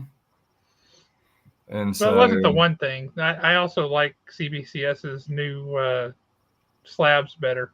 Yeah, their CBCS is always, in my opinion, they've done a better job when it comes to actual slabs and the durability of them than CGC. Yeah. I know, send all your hate mail to nick@twobrothers.com. I'm still a little salty. Yeah, from them taking so long and then not coming back and all this stuff. Yeah, as you should be. That's totally legit. That's totally legit. So before we shut things down and all that stuff,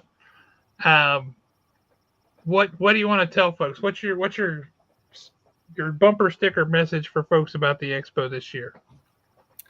Tickets available now at the website hsvexpo.com or at Haven Comics. If you go to Haven Comics, they're cheaper because there's not all the fees. There's a credit card fee, but that is minimal versus all the processing fees and stuff. Kids 12 and under are free. Our guest list is insane. You can see all the guests on the website. You can get all the information from the website.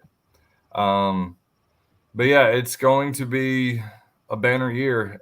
If you come, not if, when you come, leave early. And, you know, parking will probably be an issue. You may have to leave early, he meant get there early. Yes.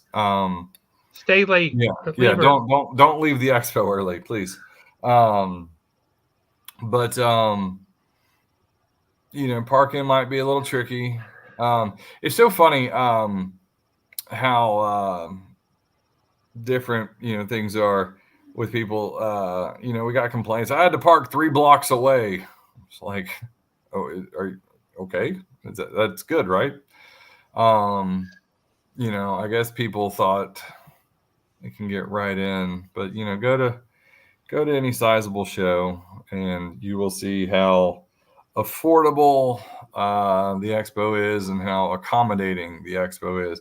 I get messages from people and then I respond to them within 5 minutes, and people are like, wow, what a quick response. I'm like, well, I don't want to leave things lingering. So, but yeah, anyways, the expo is going to be great. Have a little grace. I'm a little behind, but it's going to be just as great as ever.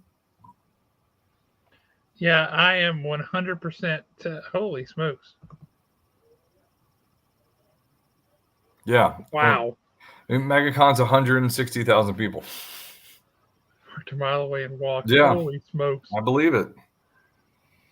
I mean, from a state that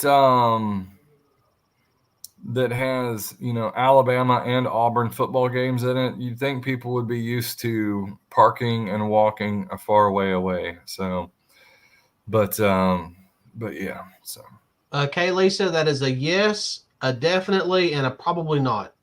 yeah. Well, and we will have ATMs again. And funny enough, we were in Chattanooga last week for spring break, and while yeah, I got a phone call from the people that we get our ATMs from, and their company did the ATMs for MegaCon, and so she said that they did almost $1 million in cash at MegaCon. Oh my Lord. And she goes, "You're headed there." I'm like, "Lady, I wish, but we'll I did like having the ATMs last year. It helps a lot. We got a lot of people. They were very happy about that because then they could. It was cheaper and easier to pay cash for things, and they could go get it there when they were like, "Oh God, but I have to have that, but I don't have any more cash." Well, you can go get it. Yeah, and when you're trying to like will and deal on a book, it's a little easier with cash because I mean, when you go to, if say you talk somebody down on $10, $20 and then you whip out a card, yeah, you talked them down, but now they're having to pay card fees and everything on top of that. So I always love when people like, I have a $20 book and they're like, "Will you take 15 for this?" I'm like, "Sure." And then they hand me a 20 and I'm like, "Now I have to do more work. Now I have to give you change. You have the 20. You just don't want to pay it." So this is true.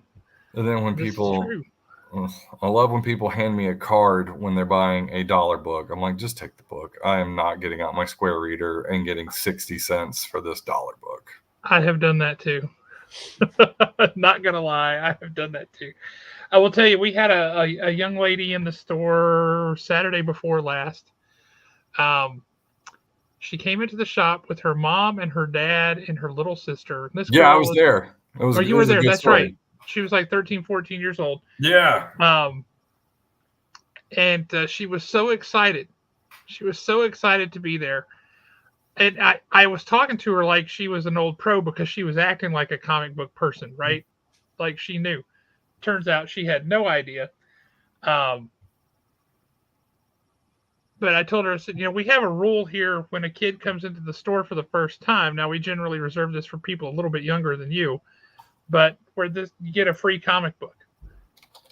And we'll extend that for you because you're just so daggum excited. And her eyes just got wide as saucers. And she's like, oh my gosh. She was so happy. And she ran and she picked up a Flash comic and she was picking one off the old Silver Age wall over there. And normally I'm like, no, those don't go into that. But I was like, you know what? It's Flash. And it was a $5 book. So I was like, yeah, whatever. But that was awesome. And then when we told her about the show and like any comic you're looking for, you can get it at this show. I guarantee you.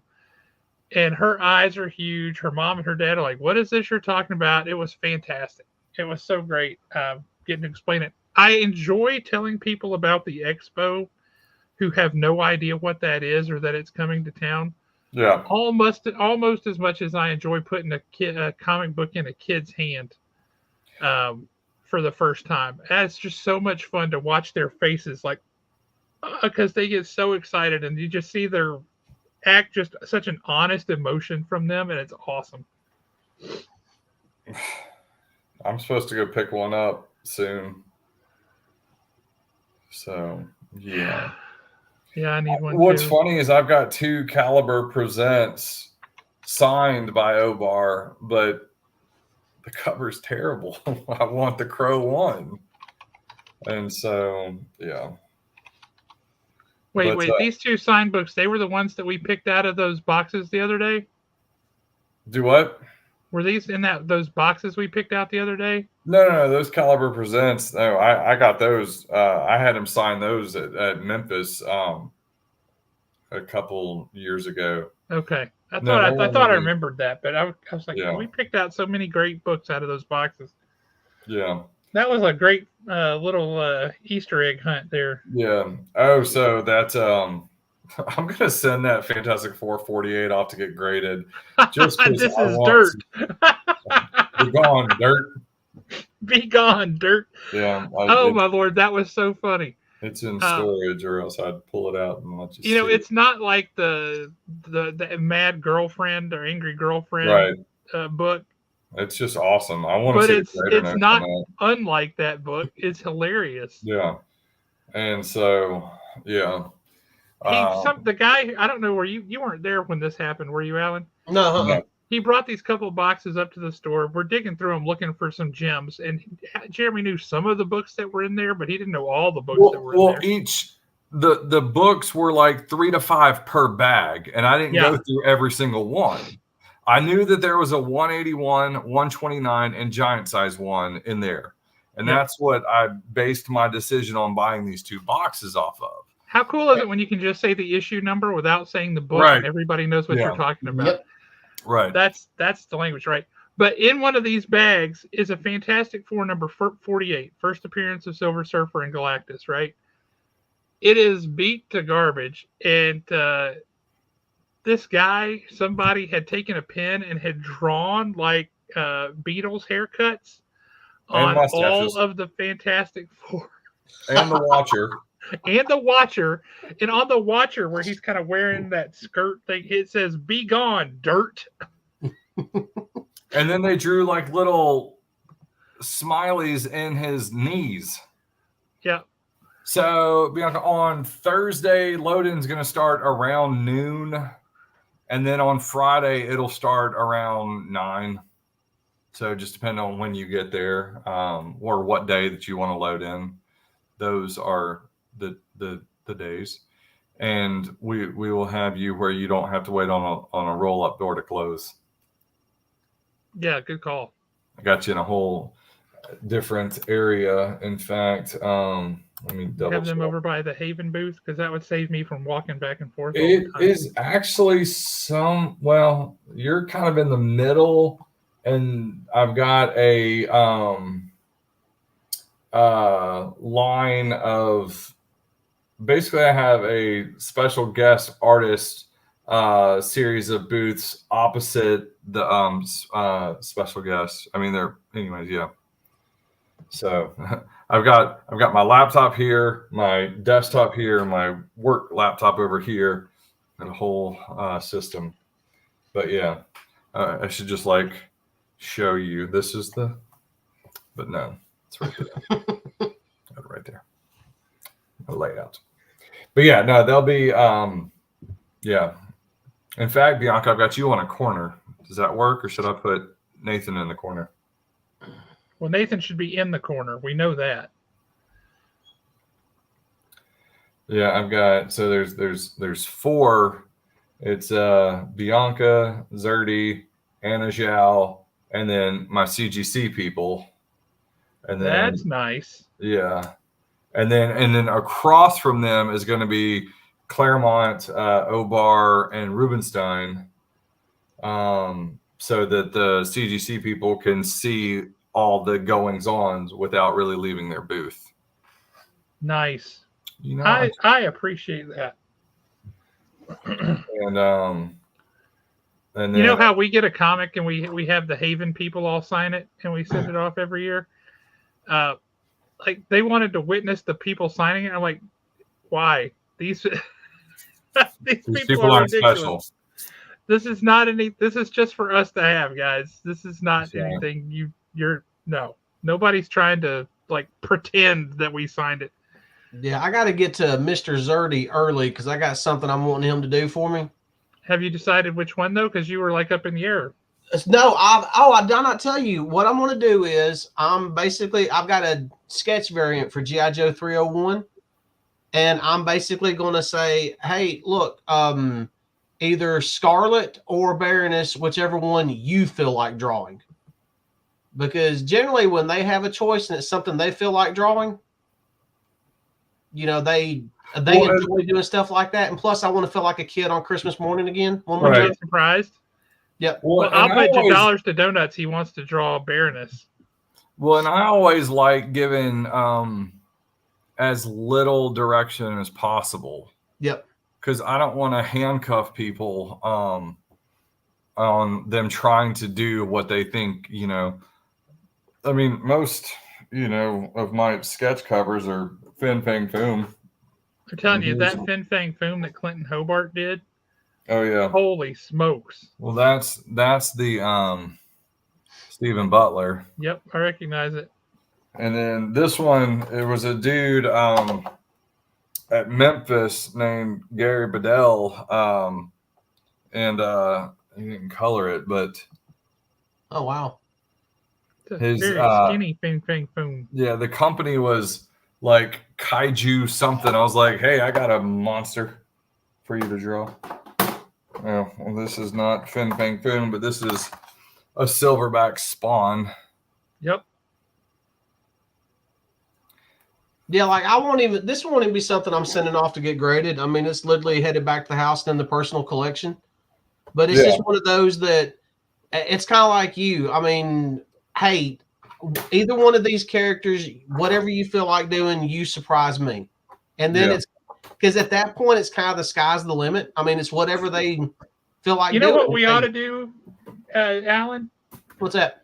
We ought to get a couple of covers and have him do a connecting cover so where I got half and you got half with two different characters and see how that goes. I bet that would be awesome. Yeah, that could be cool. Because then we could display them together and we could take them home and then we could trade and we could, yeah, that'd be cool. Yeah, and I picked one up. It was a sketch variant, and I'd never even heard of the comic book. I just saw it over there in the sketch variants because I was going to talk to Spears and see if he could do me a living mummy on it. Ooh, good call. He just messaged me the other day that DC has asked him to draw a cover. I can't reveal of what, but it will be perfect for him and his color palette. I'll just say that. Neat. Well, I need to drop. I need to go get the kids down, and I've gotten a few flights that I need to book. But thank you for having me, and I look forward to seeing everybody at the expo. Remember, if you're at the expo and you need me, just stay put for about 10 minutes, and I will walk past you. Guaranteed. Guaranteed. Guaranteed. He will come flying past. Good night, much folks. Appreciated, Jeremy. You have a great night. Thank you, Stay sir. out of trouble. No problem. We will see you. I wanted to show something off real quick. I saw a post about that. What is that? This, my friend, is Thunder Hunters by Mark Nelson, who was at the expo a couple years ago. He did the art class. He was the artist who did the art for the Alien comics when they first came out from Dark Horse. But this is a book that he put together. It's kind of a travel log of this place called Vermilion Sands. And it's a guy who like travels from point A to point B, and he just observes the people and the activities that are going on around him in this really strange and foreign place. And so this is his drawings in a lot of cases, his portraits that he does of the characters of the people he meets along the way. But there are also these little snippets of stories. And this one is just called Bandits, and it's him essentially kind kind of like animating a story that he heard or that he was told while he was out here visiting this place. It feels very like Victorian English, Dr. Livingston, I presume, kind of a guy, right? Who's out here poking around all these places. But this story starts off with the most interesting ambush attack I think I've ever seen. Hey, Bianca. Really looking forward to seeing you here in a couple of weeks. We're excited to have you back. It's always nice when you pop in and see us too. We appreciate that. But so this is one of the more interesting ambush attempts I think I've ever seen. So somebody has taken this monster and they have got it suspended from this balloon. Yeah. Right? And so they wait for the caravan to come. And I don't know if you can see, but down here, this guy with a bow and arrow shoots the balloon. The monster falls. And if you can see right here, lands mouth first on the neck of this big critter. Just hysterical. But this is really, really cool. This is just beautiful artwork with some fun little stories kind of intermixed and thrown in here with it, with a sense of humor. But just this exquisite artwork. Most of it's in color, a little bit of it's in black and white. Just absolutely fabulous. I mean, that does look really good. He has this weird thing that he does where he mixes animal with plants. It's almost like some of that fantasy art that you would see in some of the older heavy metal magazine stuff. It's very much like that, yeah. But we backed his, it wasn't a Kickstarter, but essentially a crowdfunding thing. We backed it, and so we will have several copies of that up at the store on Saturday. Strongly recommend that you grab one because they're great, and every one of them is autographed. Cool. So I did want to mention 3 comic books right quick before we go, because I know we're like over 2 hours. This one, I don't think I really need to do a lot of like talking about and hyping up, but Batman First Night was flipping amazing. I told you, if the rest of the series is this good, this is going to be one of those comics people are talking about for 30 or 40 years. Yes, not only that, but the art in it, it's basically 1930s Batman. I mean, that's what it is. You can see the material of his suit and like the trunks and everything. It looks like material that was available in the 1930s. Yeah, I mean, the art, the dialogue. It's everything. Like it's authentic to the time period. I mean, it is, and it's a great story on top of that. I mean, it's really good. Is. And to be honest with you, it is Black Label. It is an oversized book, but literally you cannot beat this for $6.99. That right there is what that Black Label was intended for. Yes, I mean, when they do that, great. I don't mind the oversized edition because that's worth it. Yeah, and this, I mean, so good. The other one that I wanted to mention. Before you move on, I have to tell you real quick. We would have to make special concessions to the time that we do the show. Okay. Because this person is 6 hours ahead of us. But Mike Perkins, the artist on that book, has said he would come on our show. I would love to have him on the show to talk about the art in this book alone. Yeah. Let alone Swamp Thing and everything else he's done. Because he did Swamp Thing with Ron V. Yep. But yes, he has said he will come on the show, but we would have to do it early because he is 6 hours ahead of us. And that's one of those that we could always just record it and then just upload it for later on. We could. I mean, for one of the rare occasions we don't do a live show. Yep, we could. But I just wanted you to be aware of that. Yeah, that's something we could definitely do. Next one, and I know you were highly upset with issue 1, but issue 2 of Cobra Commander was much better. I felt like it was much better than issue 1. Issue 3 came out this week. I've already read it. Is it? I love this. I love this cover though. I think that's. I do love the cover. I think the reason why I like this one was I like the way the dreadnoughts were portrayed in it. I give you that. I like And they're the way just they're as good doing. in the third issue as well. And then I went with an under the radar book that I wanted to bring to y'all's attention. Y'all know this bizarre love affair that we have with AWA. This book came out. You and I. Yeah, really. I believe it came out last week, and it's called The Little Black Book. The whole premise of it is his wife is pregnant. They kind of live in a trailer in Texas. They're about to outgrow this trailer really quick because she's really pregnant, and a lawyer shows up out of nowhere and tells him that his father, who has not had anything to do with him in like 20 years, has left him a house in Arizona, and basically it's a mansion. They go, his father's dead. They go to it, and he discovers a leak. Well, he goes to fix the leak, and he finds a little black book, and there's names in it.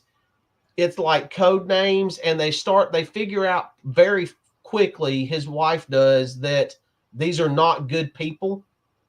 And then in the book, his wife she accidentally runs over a woman and kills her on basically a country road.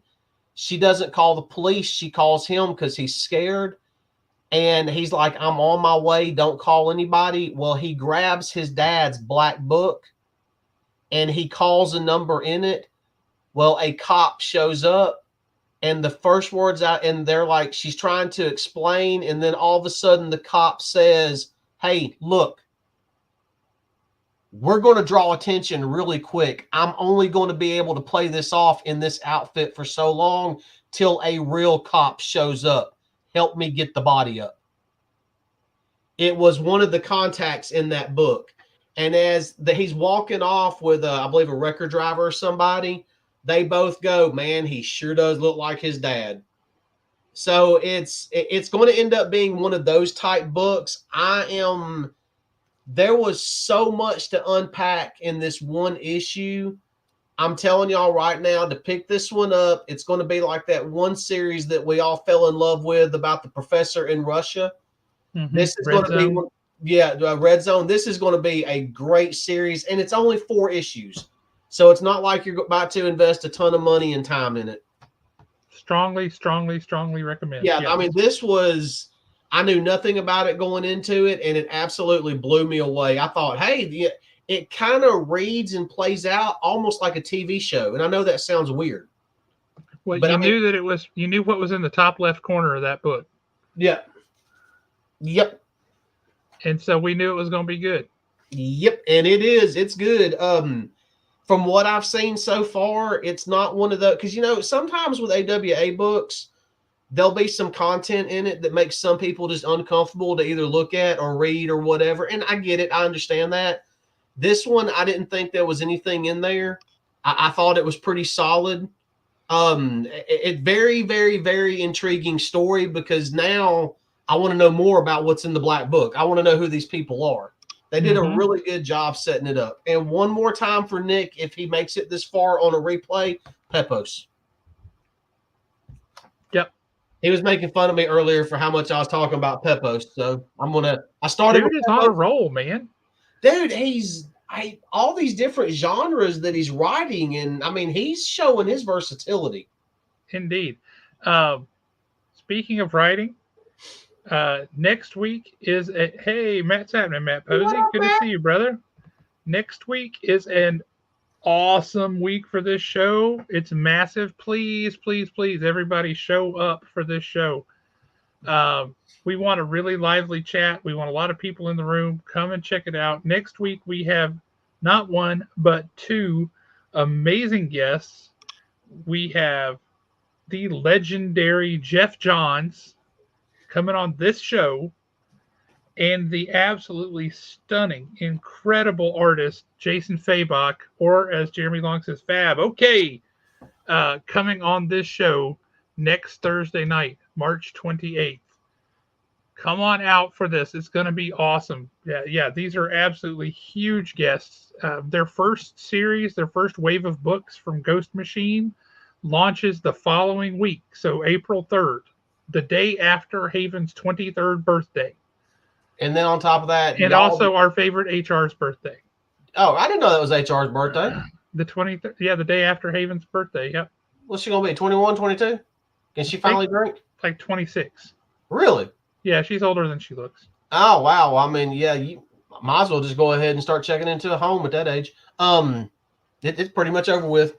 It's all downhill now. But yeah, as far as Jeff Johns is concerned, I mean, we're going to do a ton of talking about Ghost Machine and Geiger and all that. Which Jeff Johns book? He's got Geiger, and he's writing Redcoat, and he's writing The Rook. I say I'm really looking forward. Geiger has been great. I'm really looking forward to Redcoat. Redcoat, I'm really unnaturally excited for. I think that premise of that is just fun. I mean, DC questions. The Arrowverse. I mean, the man has worked on a ton of stuff. I mean, there's no, Ghost Machine's going to dominate the majority of the conversation just because it's so good what we've seen so far. But I mean, it's their first big launch. I mean, they launched the one shot, but this is their first wave of books comes out like 5 days after we talked to them, 6 days after we talked to them. We are the very last, in line before their stuff goes out and sees the world. Yeah. One thing that I really hope that we have time to do, and I'm sure it's something that they would like talking about. I want them to break down that timeline that's in there. Really explain that time, especially one where I can't remember what year it was, but it says the first ghost was photographed. Mm-hmm. There's a ton that we can talk about with them just off of Ghost Machine. Well, Ghost Machine is the company. And all these other books are coming out from Ghost Machine. So the books that come out next week or week after are Geiger, Redcoat, and The Rook. Exodus. Those are the three that come out first. Yeah, I'm looking forward to that one too. Jason Fabok's artwork is it is spectacular. Yeah, I'm going to check out The Rook. That one shot that they put out a few weeks ago, I just don't feel like there was enough there for The Rook to make me decide one way or the other. So I definitely want to check that out. Now, Redcoat, I'm highly intrigued by Redcoat. Whenever you start whenever you start talking about Immortals, I'm kind of, okay.